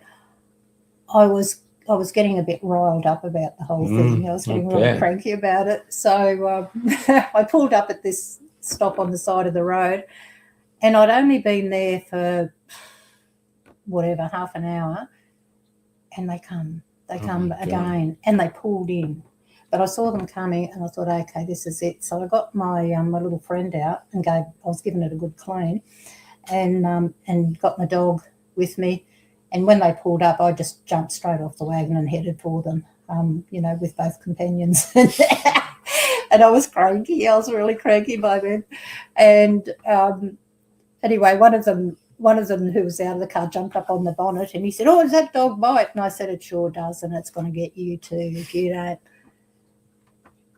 Yes. Get out of here. You can swear on the show. Get out of See, here. people survive. And leave me alone. Just get the hell out of my bloody face and stop following me around. Wow. And I said, the police know about you, and I did get some help at the next community because these fellas had to come in those days. They were paid by cheque, and they had to come in and cash their cheques at the local community store. And I told the storekeeper about it, and he said, when you see them, he said, I know who they are. When you see them, give me the nod. And he said, I'll tell you who they are. I'll tell you their names. And so I got their names, and then I rang it through to the police, and end of story. Wow. I also went to the elder on the community, who was a dear old woman, and I said to her, these boys are giving me problems, and she was really funny. She said, "Oh, maybe they like you," and I said, "Yeah, but I'm old enough to be their bloody grandmother, so I think they should leave me alone because I don't go into anyone else's camp and give them a hard time. I think they should leave me alone." End of story. No more problems after that. So that was one. I was, that wasn't nice. Gutsy. It wasn't a nice experience. No, but gutsy didn't make you stop. No, it didn't make me stop, but it made me cranky. Yeah. Maybe a bit upset. Yeah. So anyway, they got an earful, and obviously they got more than one earful. Yeah. Yeah. And the only trouble you had, you told me, with the police was when you actually reached Byron or somewhere that you'd gone all across Australia and the police stopped you. Was that another story? No, I don't know that one. Oh, I must have. You're confusing me with someone else, I think. Yeah, I don't know many camel women. No, I didn't have any trouble with the police. In fact, the police were very good. They helped me. I left my wagon at the police station when I decided to leave the wagon behind because I couldn't drag it over the Great Dividing Range. Wait on. We've gone too far.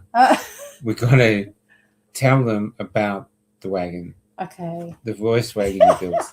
The wagon. This was the first wagon, and I was in Alice Springs, and thought, okay, it'd be good if I could buy a wagon, but of course you can't just buy a wagon quickly. I didn't want to muck around too long there because it was the middle of summer. I'm just going to change the ISO on the camera to get some more light. So okay. Yeah. So chat away. You need some light. It So I was. can do this. It was middle of summer, so I didn't want to hang around there too long. Couldn't find one to buy, so I thought I'll have to build We should one. get you in the middle. Hey? No, I'm fine here. Yeah. You go in the Easy middle. escape. Yeah. You got one of us on either side there. Benefits of having short legs. Don't I know it? Yeah, so I found, I don't even know where this was. I found someone had a chuck wagon. So a chuck wagon is a big, heavy wagon that the drovers use. It's like their tucker wagon. But it was heavy and it had a lot of steel in it, big plate steel in it. So I bought that wagon. I cut the steel out. Got the people at the showground. There was a fellow there that was a caretaker and he loaned me a big grinder. So I cut that out. You cut it out. Yeah, and and then replace that with some really thin steel. That was the base of the wagon, and now frame. I did get someone to help me do some welding on it because I can't weld, don't have all that gear. So I put a bit of a frame on it, and then went to the tip. Like over the top. Yeah, something that I could put some cover on. Went to the tip at Alice Springs in the days when you could rat, and found, luckily, someone had dropped off a whole lot of Grace Brothers removalist boxes there, and they were really sturdy. And I found 4 of those, and I made up benches and shelves and storage around the edges of the wagon on the inside, and cut a couple of holes in the side, and so that I had an outside kitchen and an outside mechanical workshop in those boxes. And one of them I put my bed on, and the others were, food and this and that and one thing or another. Oh, and I didn't tell you this the other day, I got 2 beer kegs and I put them on the back, and they became my water tanks. And I put gutters on so that when it rained, on the rare occasion that it did rain, and I'd attach a hose to it and it would fill up those beer kegs. Wow. Or if I got to a hose or a tap, I'd just fill them up with a hose. So that was pretty good. It looked like Did a you rocket. mention I missed? You had corrugated iron on the roof. Yeah, I got So this is like Mad Max's wagon. yeah, it was a little bit like that. And a corrugated iron roof and an old car out of a wreck, an old car seat out of a wreck. So Do you know what car seat it was? Do you know what car it I was? can't remember now. Was it like a bench seat? No, it wasn't a bench seat. It was a recliner. Yeah. I wanted Well, you do got to have this in some comfort. luxury. Yeah, I had to do it in comfort. So put the recliner on, put a kickboard on, and then my friend that had travelled with me for that first week, she made me some lovely canvas curtains and sides to go around it. So, and I have to say that was an amazingly sturdy and efficient wagon, It because sounds amazing. I went through cyclones and I never got wet in that thing. I'd zip those sides up, that canvas up, and I never had any leaks, and it never got Wow. wet. And I went through. Did you have to several get it cyclones. roadworthy? I think it would have passed. Yeah, I'm sure it would have passed. Yeah. So it was a bit of a wild show when I first went on the road, especially as the camels didn't like pulling it, So But did you have to stay on the road? You couldn't bush bash after that? I couldn't bush bash. I could Okay. go on tracks, but I had to stick to tracks and Yeah. roads because you can't go through trees and, that with the wagon as you can with the camel that's just, So trekking what did along. Aussies think of you, like trucks and truck drivers think when they come across, and here's this woman on this Oh, amazing looking, what do you call it, cart with all these camels? yeah, it was interesting. I met lots of people on the I road. bet. So many people, and sometimes too many, because you might pull up somewhere and think, oh, well, I have to have a toilet break or something, and next thing someone pops up with a camera. I'm going, could you just get the hell out of here? A little bit of privacy.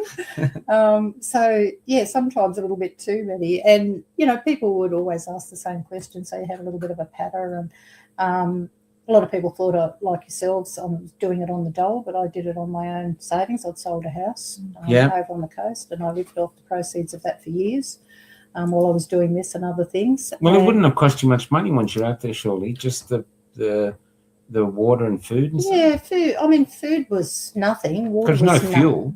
No fuel.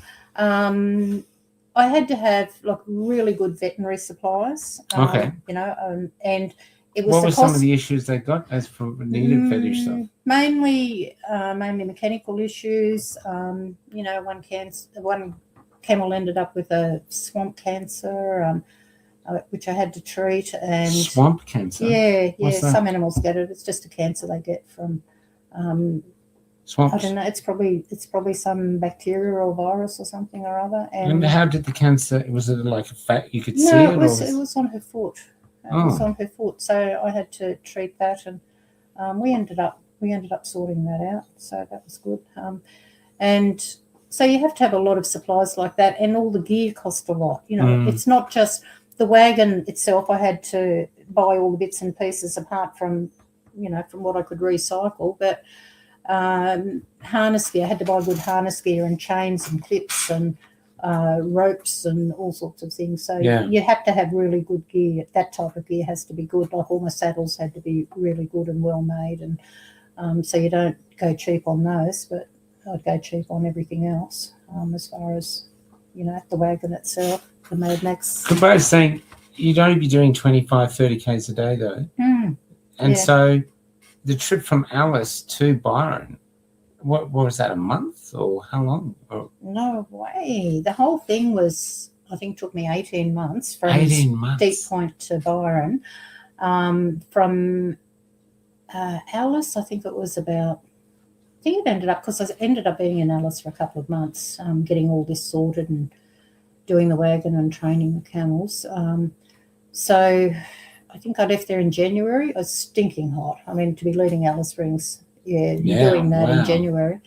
And I arrived at Byron Bay, I think, in October. So that was about 10 months. Wow. Yeah, doing that part of it. When you got to the end of it, did you feel like I'm so glad it's over, or did you wish the country was 3 times as big because I'd just like to keep going? I wanted to have a bit of a break. Yeah, I really did. I felt like I just wanted to put my feet up, and I wanted to give them a break as well, because they'd done such an enormous job. And you lost one, didn't you? You had to leave one behind or something. I left one behind, because she ended up with a stone bruise, and I went back and picked her up later. And a stone bruise is a stone hurting a foot. She stood on a stone or maybe a piece of glass or something like that, and she ended up with this foot injury, so I couldn't have her limping along, and she couldn't carry a weight, and she was the best camel for carrying weight, so she was basically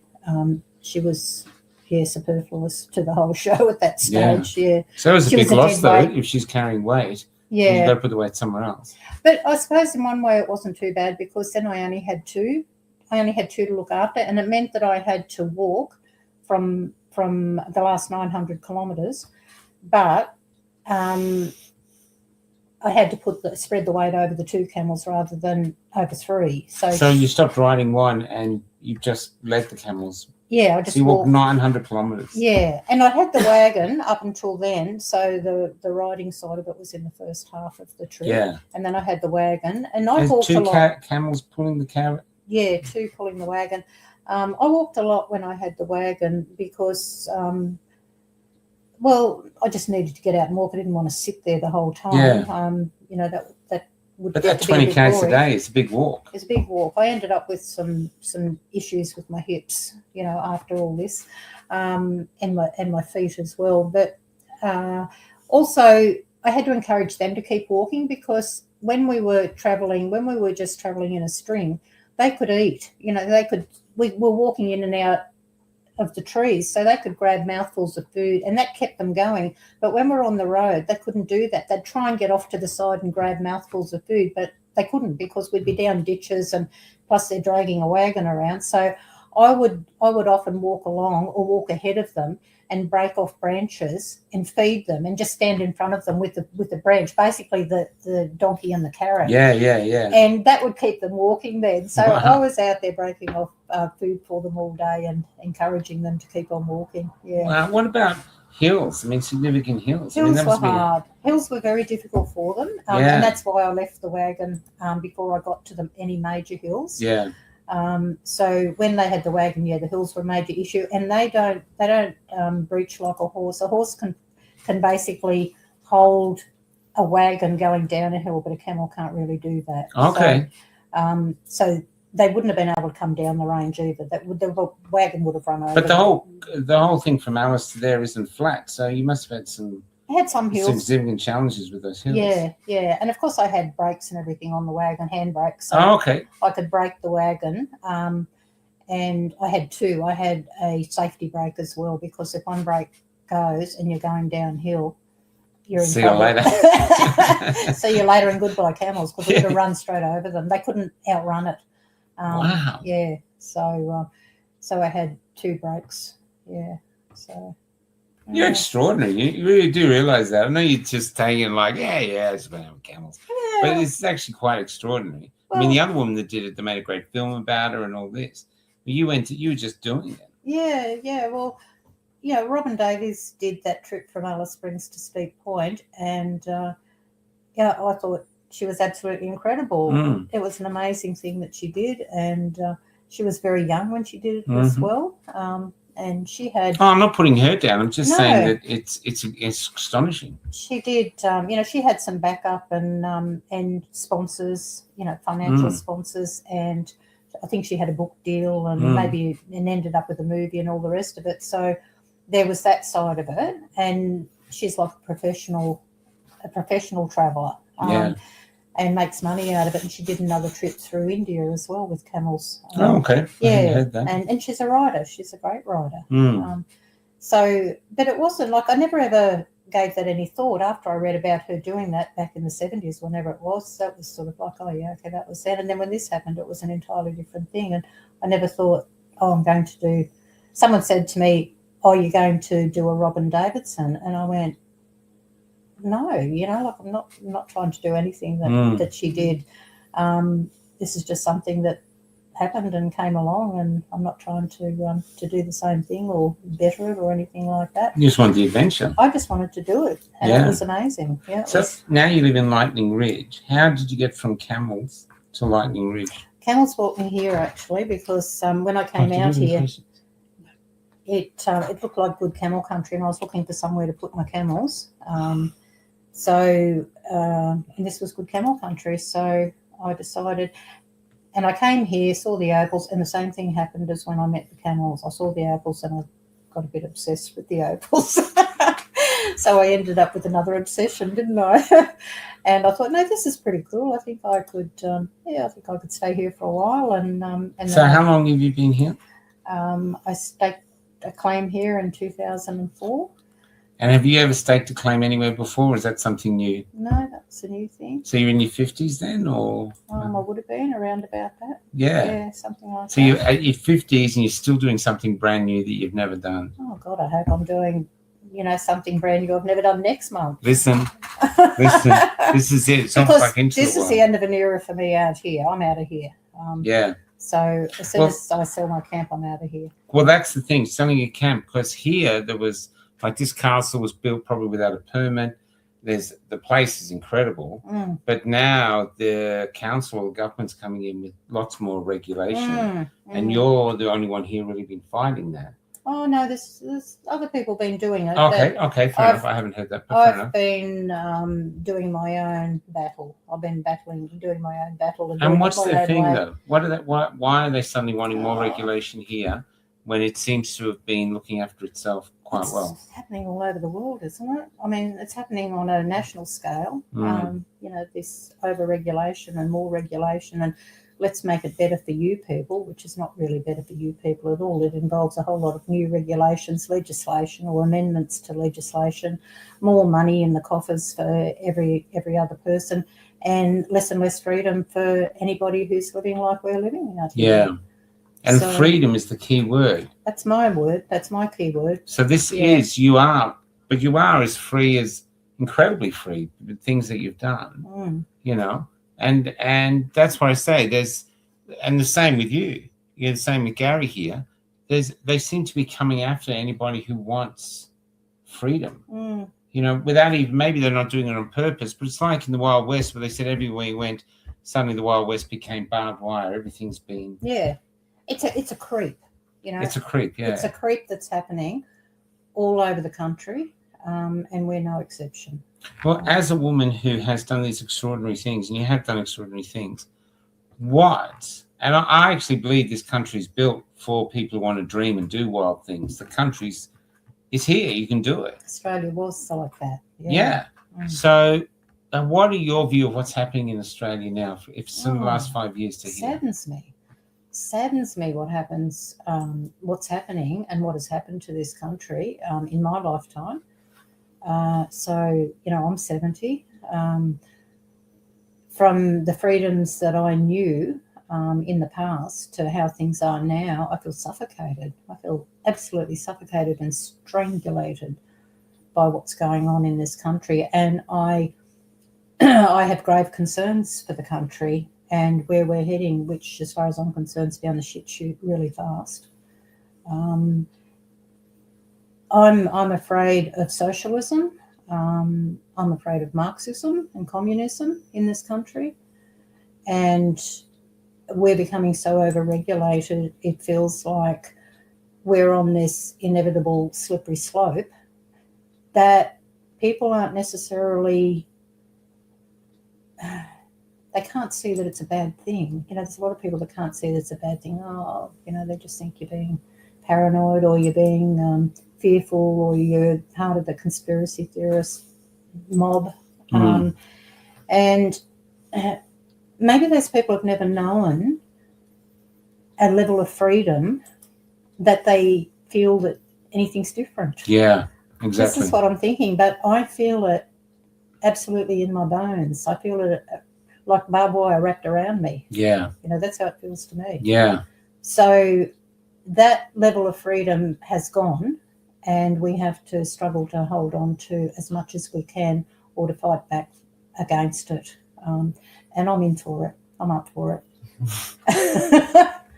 I'm up for it. I'm 70. So what have I got to lose? Absolutely nothing. I was going to ask, do you have anything? Because I'm going to ask you a question. No, I just admire Kel so much for being true to herself and doing what she's doing. We all are. I think she's amazing. Yeah, I feel so blessed to be here. Oh, What do you God think of love. what she just said, though, about how the country, the suffocating of the country? Absolutely. I 100% feel that. And, yeah, what do we do apart from be true to ourselves? You know, just keep being you. Yeah, I guess that's one thing we do. We fly in the face of all of this. So we just go and do what we want to do anyway, hit it head on. Do you think, and this is out straight out there, now this, what you said before, that some people have never been free, and Gary, you might agree with this, is that there's some people who've just either left school, gone to uni, got one job, stayed, just lived in their little cubicle. And so if someone comes to take away their freedom, well, they don't really know what they're talking about because it doesn't affect them because maybe they're not that free. And so it's like the people who haven't had freedom are doing nothing while the people who covet freedom are losing theirs. Yeah. You know, I remember early on when this was all happening, I've looked back at rants I did before I started Cafe Lockdown, and I'm going, why aren't we talking about the loss of our freedom? Dan Andrews was getting on Facebook or the TV and going, we're going to have to remove some of your freedoms, you know, and I was thinking, hang on, can't we talk about this? But everyone's going, we've never been free. The comments were going, oh, no, that's good. You take our freedoms and fix the problem, give them back to us. I'm thinking, what the F are you talking about? But these people did not care that their freedoms were being taken away, which made me and they said, we've never been free. And I used to say to them, well, you might not have been, but I have. I'm free in my head. I'm free in my spirit. And your You speech. know, speech and Yeah, absolutely. your movement. Yeah. You know, just being able to move and go and do things that you'd like to do. But now it's just signs everywhere, signs blocking up the scenery. Yeah. And you know, making barbed my wire mind everywhere. crazy and barbed wire. And if people are happy not doing adventurous things, that's fine. There's not a problem with that. Like, I don't think that everyone it sounds arrogant to say that you know, everyone needs to be out there having adventures. Not everyone wants to do that. No, Like, that's right. things that are dear to them might be you know, having a family and having their home beautiful or their land beautiful and their garden and all the rest of it, and doing good works. And there's not a thing wrong with that. But we don't need anybody, and especially a government, coming in and telling us that now you can't do this. If you're happy to stay at home and do what you've always done, and you don't really notice that your freedom has been impinged upon, that's fine. However, if you're used to being able to go and do what you want to do, and that's what is the most important thing to you in your life, which it is to me, is being free to do what I want to do, within all the necessary and relative reasons. We should be able to still do that. And the fact that we can't say anything anymore without people jumping on us or being offended, you can't have rational discussions, you can't have reasonable debates, because if you say something that doesn't align with what the mainstream media or the popular narrative is, I can't live like that. I really can't. It's a struggle. Having a foot in both worlds, trying to have a foot in both worlds. And I can't exist in that world where my freedoms are being taken away. I just can't do it. Well, your spirit is someone, and I agree. You said crushed. You look at the horizon, what's over it. Some people, a lot of people say, like, say I was from Wales. My father told me there were people in one valley who've never been to the other valley, which is just over the mountains. They've never been there. So some people want to live that way. That's fine. And and they actually have the freedom to live without freedom, but the option should always be there. That if you want to do something like this, or you want to be free or talk freely, you should be allowed. There's, like, Gary, you're a perfect example. You say what you want as you want it. You've got your own poetry to it. I love it. And you should be celebrated for that. But instead, if you were living in Melbourne now, say you were my age, a working job, you'd be sacked because you're too outspoken. You've said the wrong thing. You're offensive. To get rid of you. So you're not allowed to exist, and that's what I'm saying. This town we're in now, from what I've seen, is full of scrub bulls. And what I mean by that, I mean it. In scrub bulls, so if there's a big property, there's cows. I know you've got your own version of scrub bulls. We might not go there today. There's so if you live in a property, they've got a scrub bulls, and a scrub bull is a bull that's born, hasn't seen a fence, doesn't know man exists, thinks it's the biggest beautiful thing around, and it's the king of all it sees, the duke of what it sees. But the farmers want them gone because they don't want them to breed with the cows, because if they breed with the cows, the calves have a sense of freedom. They want compliance. This is the theory that we've been told by cattle ranchers. So the farmer wants the cows to breed with compliant cows, so they'll just walk placidly into the yards and into the abattoir, the truck heading to the abattoir. So they kill these scrub bulls. They get rid of them so they can have a herd they can control. And my concern in Australia is they're coming after people like you, Gary, people like you, in a way, because they want the greater herd to be compliant. And you guys can spread the freedom just through existing. You know what I mean? Yeah, maybe we'll give people the wrong idea. That's right. Suddenly, who knows, Grandma Jan Murphy here, she used to, 3 weeks from now, she might be out there with a camel. Who knows what you might be doing? I don't know if she's watching tonight. I'd love that, Jan. I'll see you out there. I'll meet you out there. But, we really do have to resist. We have to resist. Do you have any idea what you'd like to do next? Yeah. I know what I'm doing next. Well, what I plan, but, best laid plans and all that sort of stuff. I would have been out of here 3 years ago if I had done what I wanted to do at the time, before all this muck around started with the titles here. Do you know, I used to read a book. My parents gave it to me when I was about 15 or maybe younger, might have been even younger. And it was a woman who was retired. She was 60 and she'd retired. She'd worked as a nurse all her life. And she bought a little yacht, learned how to sail it, and sailed around the world. Yeah. And everyone thought she was crazy, but she sailed all around the world. And then when she was coming back into Sydney, after completing, she ran aground and it sunk inside of her home. I can't remember her name. I'll get it off my parents. But I always found her inspiring. Yeah. And what she said was, and then years later, I was on the road. I was a young guy, and I was sitting in this bus depot, and I was surrounded by boring-looking people. I was thinking, can I pick up? Can I this? And next to me was this really old lady. And she's probably not that old. I was in my 18, so she was probably like 50, 40. but she looked old. And I thought, she looks really boring. She wasn't. She was traveling the world. Her husband had died. The family wanted to settle down and be safe, but she sold everything up, and she was just traveling the world, being free. And I always remembered her. Yeah. And I remember the people who are doing extraordinary things, like especially like yourself, they stay with me because they inspire you to go. You don't know what you can do. You just don't know what you can do or what you're capable That's of. a new chapter. Because when you were 20, did you really think, I have it in me to drive camel train right across Australia? No, I never thought about doing that. However, I did say I can remember sitting in the car with a couple of work fellows one day. I used to work construction out in the bush, and we were travelling out there in the car, and I said, one day I'm going to do something really, really different. I don't know what it is. Wow. I don't know where or what or how. And they laughed at me, and I said, it's going to be something really different, and it's going to be big. Wow. For me.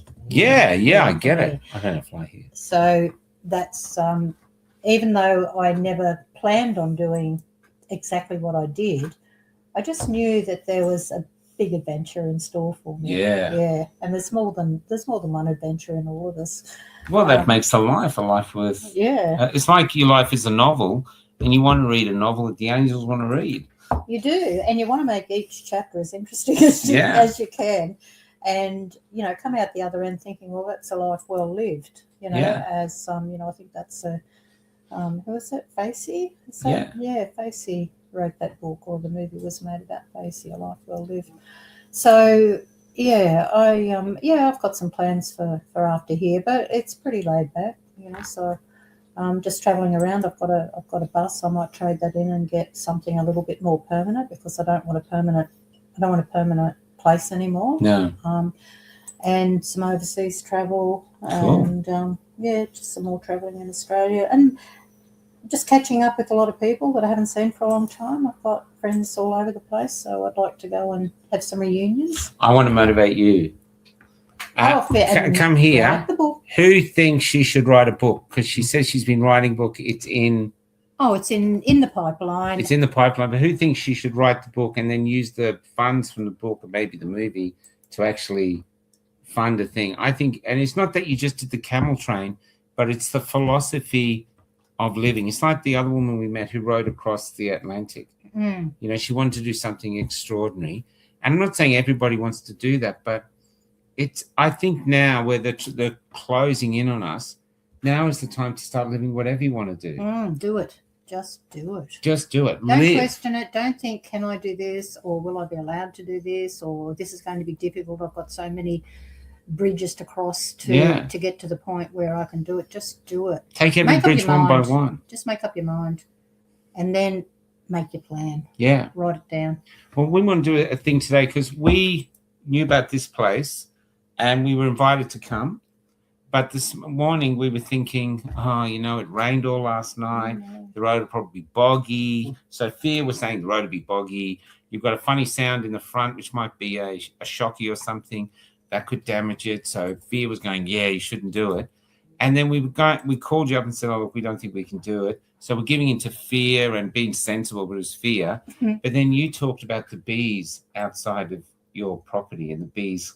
And I just thought, you didn't even know, and I just thought, let's go. Yeah. So we got here to the press and we thought, we'll just take it bit by bit. But we came. Yeah. And here we are, and it's been an extraordinary day. So by ignoring fear and pushing through fear, you end up with an extraordinary adventure. You have a great adventure, and the bees are here all the time. So of course you had to be here. I'd like to say at this point, enough talking about me. I'd like to say, I want to make mention to all the people out there that are doing these podcasts that have kept us going all this time, because it's been 5 years of absolute bullshit. And fear in there for me. I fear for my freedom sometime. And we didn't know what was around the corner, and the ostracism and everything that happened, the discrimination and the abuse. I would like to say a huge, huge thank you to all those people out there like Kelly and Michael that are doing this, to all the others, Hoodie and them, Wayno and the Mad WTF. mob. What the Oh, fuck? Wayne, she loves you. I love Wayne. I'm so in love with Wayne. But Kelly here is she's trying to outpace me on this one, so we might have a little bit of a competition running. Fan Oh, club. Michael, didn't you know Wayne that? fan club. Yeah, we're a double fan club going here. The Kelly fan club for Wayne. Oh, God, I love him. And Mark up in up in- Mark Batt. Arnold's- yeah, him, Batty, and Robin. You know, the most Well, relentless we have to talk- woman. We have to Yeah. talk about Robin because Robin has been banned from Substack Yes, yeah. because they asked her to do age verification. Now, Robin is clearly over 16. In fact, I think she's got a 12-year-old kid or 11. Yeah. So she's clearly over. But what's happening, and this is to all of you out there, it's imagine that we're living in a darkening world, and the podcasters, all of them, anyone who's doing a podcast is standing up to this from, is it Madeline up in the north, in Madeline Madison King. Madison King, yeah. to, there's so many great ones. There's a guy that does building. I've had him on. I can't remember his name. I think he's brilliant. There's so many, but all of them are lights in the darkness. They are. And so what happened last night with Substack is Robin's light went out in Substack. Yep. And when they're going to come to this thing on December the 27th, I believe they're determined to start putting our lights out. So if you felt the only way you got through the last 5 years was listening to Hoodie and all these other podcasters from Dave O'Neggs, who's a gorgeous guy, to all those, you imagine they're all going out and all you're going to be left with is people who are basically imitating MSN. No, it won't happen, Michael. It won't happen because, there's ways around it. We found ways around Well, this Substack, before. the only reason we're concerned is Substack, was not on the list. They were exempt. Okay. And they're still doing it. Yeah. So that's why it's shaken us. If Facebook had done it, we were ready for it. We're still ready for it. Yeah. There's so many people contacting me. Can you change on Substack? Can you change me to Proton Mail? So everyone's getting ready for it. But we thought Substack, we thought Facebook at first, Instagram, but to have Substack do it, which they don't have to do it, they're just abiding by the laws. That's freaky. I'm hoping that the kids and the young people are going to lead the charge Yeah, here. me too. Because they're into it in so much more depth than what I could ever be, and us that haven't grown up with it. So I'm hoping they do it. But really, all these people that I talked about, and I hate to single out Wayno because Tom and PJ and all the rest of it, they're fantastic, and I love the No Goat show. I just love that. Bruce Pay, Dr. Bruce Pay, Miley, Trin. There's some amazing people out there that have been those. Mark Neugebauer is amazing work. he's with Dr. Bruce Pay. Yeah, but he has his own podcast as well. Commanding the Narrative. Yeah. There's a whole lot of them out there. That Winston Marshall that I spoke about today, Neil Oliver. I love Neil Oliver. Yeah. The Scottish podcaster. So there's a lot of people out there that are giving us hope and giving us more information about what's going on than we'll ever get from any other source. So, I just want to do that huge shout out because, and I guess a lot of the people making comments in the audiences are going to also be on those pages as well because that's what kept us going and keeps us going. That's a question. Who's your favourite podcaster? Not sucking up the compliments here. There's well, look, I'm going to tell you a thing about hope that I'm learning because I had the heart attack. Everyone looks at me, you okay? You go, yeah, I am. I'm actually brilliant. But it's been an interesting journey for all of us. Mine's just another interesting journey. I call it an odyssey. But Kel and I found each other on this road. Now, Kel, I know you've done one thing, but let's just come here while we've got Kel here. How many jobs did you lose and in the COVID era? I lost 2 jobs. Now, you gone? So I was working at the hospital and I knew I was going to get the sack from there. So I applied for a job in local disability service and I worked for another month after I got sacked in September 21. And so I did all the online mandatory training through there and saw that they had plenty of barriers with their... And wasn't it called No Barriers or something? Yeah, it was called Life Without Barriers. But they had a barrier. huge. Yeah. Yeah. So it wasn't Now, you weren't seeing anyone then where you were on your own? absolutely on my own. So you're on your own. So that's what everyone was terrified about, being ostracized, but you took it. And how did you manage to stay sane? Because you only had a rental, right? Yeah, so social media, I saw you online and Hoodie, Sam, the weather girl from up north, lots of people from around the world, different podcasters, and that's what kept me sane. And also local groups in Lismore. There was a lady there who opened her home up basically to anyone, and it was like our soul family just came out of the woodwork, and that's how I've survived.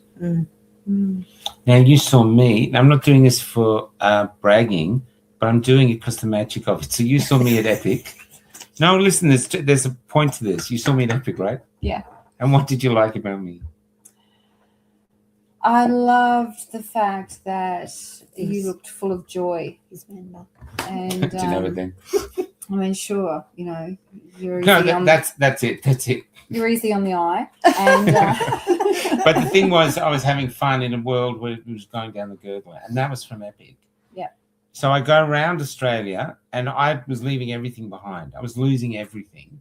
So the only reason I was staying sane really was purpose. I was just working hard and hard because I felt that's how I was staying sane, because I knew what people were watching me. So that gave me purpose in a time where I'd lost everything I thought I needed. I get to Lismore and we meet, and now we're this couple. It's working really well. And that made me realize I had to go to Canberra. I felt it in me. I had to go. When Cret and I left, I had to go on this trip around Australia. I remember telling Hoodie, someone has to go see if there's resistance in every town. So I had to go. So I followed a calling in my heart. And that calling in my heart led to Kelly, and now Kelly's with me. Do you feel you're meant to be with me? 100%. If we've done this in this dark time, it's supposed to be Armageddon, we followed our hearts and souls. You said no to the jobs. You didn't give in. You listened to your instincts. I listened to my instincts and went there. We found each other, and now we have this great relationship. Surely that means there's hope for us all. Surely that means that something out there good has our back. And what is now, yes, it's despairing that we can't wake anyone up, but we have to have faith that we're on the part of a side that is doing something good and that someone does have our back. It is time to have faith that we are a gorgeous community. I mean, look, I've only met you yesterday and I'm in love with you. That's Gary. I do. I just think it's amazing. And you stayed with us from the moment you've stayed with us. We've often talked about you. Yeah, And well, this. we go back a long way. And prior to us meeting, we went back even further. So Yeah, there you maybe. go, right from the start. Yeah. I was hooked into the podcasts, and I went, oh my God, hello, someone's speaking my lingo. Yeah. So yeah. And what I'm saying is, fear at any point, fear could have seen you go, stuff it, I need the job, I'm rental, and you could have given in. And we would never have met. Fear, like me, could have said, what are you doing? Your plays are going to New York, shut up and just take it and stay silent. So fear had everything in it. Everything fear had was like, you're nuts, you're crazy, what are you doing? You're driving a camera, what are you doing? Fear could at any point stop me doing this live, as it could have stopped you doing the camel train. It could have said, you crazy, you're 40 years old, you're going out with camels. But you didn't listen to fear. Well, it's not loud enough for me. No, but you had an extraordinary life. What I'm saying, my life now is, every day is interesting, it's extraordinary, there's a lot of challenges, but we go through. And so what I'm saying is, all the other side is offering you is fear. Fear of climate change, fear of everything. That's why they always use the word safe. We'll keep you safe. We'll keep you safe. That they're feeding the fear. And what I'm saying, like you riding to Darwin on a postie bike, so many people would be, the bike's too small. It won't run. Fear could have talked you out of it, but it didn't. You had an extraordinary adventure. My thing to you all is look at fear. If fear is telling you things, separate it out of you, sit it in your room, look at it and say, you know what? I've given you all of this. What have you given me? And really, really honestly answer that question and your life will change. because you're in an abusive relationship with fear. And with yourself. If you're not realizing full potential, you're in an abusive relationship with yourself. Yeah. You're not honoring yourself. And I think we owe it to ourselves and to the world, the universe, and whatever forces behind all of us and lives within us. We owe it to ourselves to do that. It's our duty to live our life to our full potential. I love that. Tell me what you said before starting the show about how you like the idea of dying with a lot. When I die, I think we're talking about headstones and funerals and everything earlier on. And no, you stay here. You're staying here. He can get behind. I keep on saying. Actually, come around, guys. I hope that I die. I don't want to go into a home. Not many people do, but I hope I die under a tree, and you can just stuff me up that hollow log nearby and set fire to it, and that'll do me. I love that. How about you? What's your thoughts on fear? Well, there's fear, there's fearless, and it can slow you down, but there is an outlook. And I've worked a fair bit on mental apathy and your mindset. As we know, the mind is a fantastic thing. I've been able to achieve a few things through target shooting and things you wouldn't believe of, but I've realised that the mind, and I worked on a mindset for 20 years. You're on a castle, man. And he's the king of the castle. You're a king of the castle in the middle of the bush. You've achieved something. Yeah, no, and that's we've all got it in us, but it's the gutsy, it's the ballsy thing, and it's the guts, and it's the fear of someone else thinking what you're doing, but you shouldn't be doing. So there's a reverse psychology, and oh, you wouldn't do that, or go and do that. So there's a mindset of oh, you wouldn't do that, or you're not going to go and do that. So other people's thoughts slow down or stop people doing what they want to do, because someone will say, oh, there's a doubt. They put doubt. So doubting Thomas, we've heard about him for a long time, but you can hurl him out the window and have a crack. And anyone's not too sure where to go, what to do, you're welcome to come out here in any shape or form, and I'll put you up, whether you ride a bike or a bloody scooter or a wheelbarrow. Or a camel. Or a camel. Yeah. So, there's an offer there to come out in the bush and have a crack at just doing even this far. Yeah. We're just getting a breath. I'm just of going to move fresh to air. Cal to go. Yeah. What about you? Come on, we always see you. The fashion shots you're doing, I love it. You are the most elegant woman in the freedom movement that I've met. No, I'm the most elegant woman in the bus. Kel, don't underrate yourself, darling. You're gorgeous. And it's all thanks to the op shops around Australia. So, what was the question? No, What are your thoughts on fear?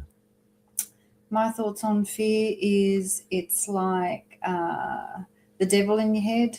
I think you can choose to feed it, or you can observe it and make it small, and eventually your strength will shine through. My thoughts on fear is that, and I think it's deeper than just personal us, this way they're controlling us and bringing us in and squashing, like you're concealing you.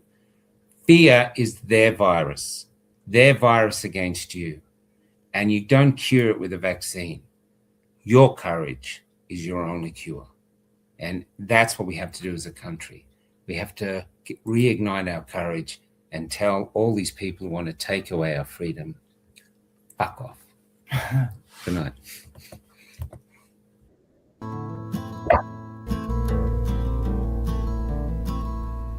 When I met Jesus Christ, he was almost 10 years old. And he was helping his push a trolley full of all they owned. And because they couldn't find an inn they could get in, they were heading to the city and leaving Bethlehem. Couldn't you perform a miracle? I'm out of them, he said. I tried turning nothing into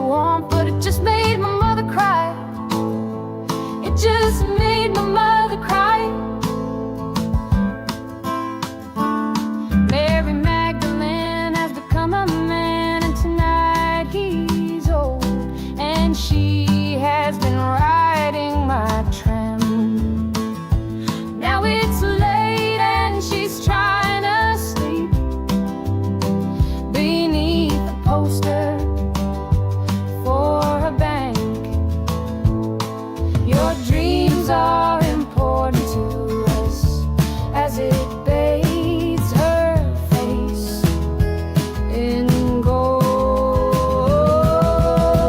Come give us your natural gifts. We make wealth from toil. Come pretend for history's page that we're advancing Australia fair. Let's pretend that we're all advancing Australia fair.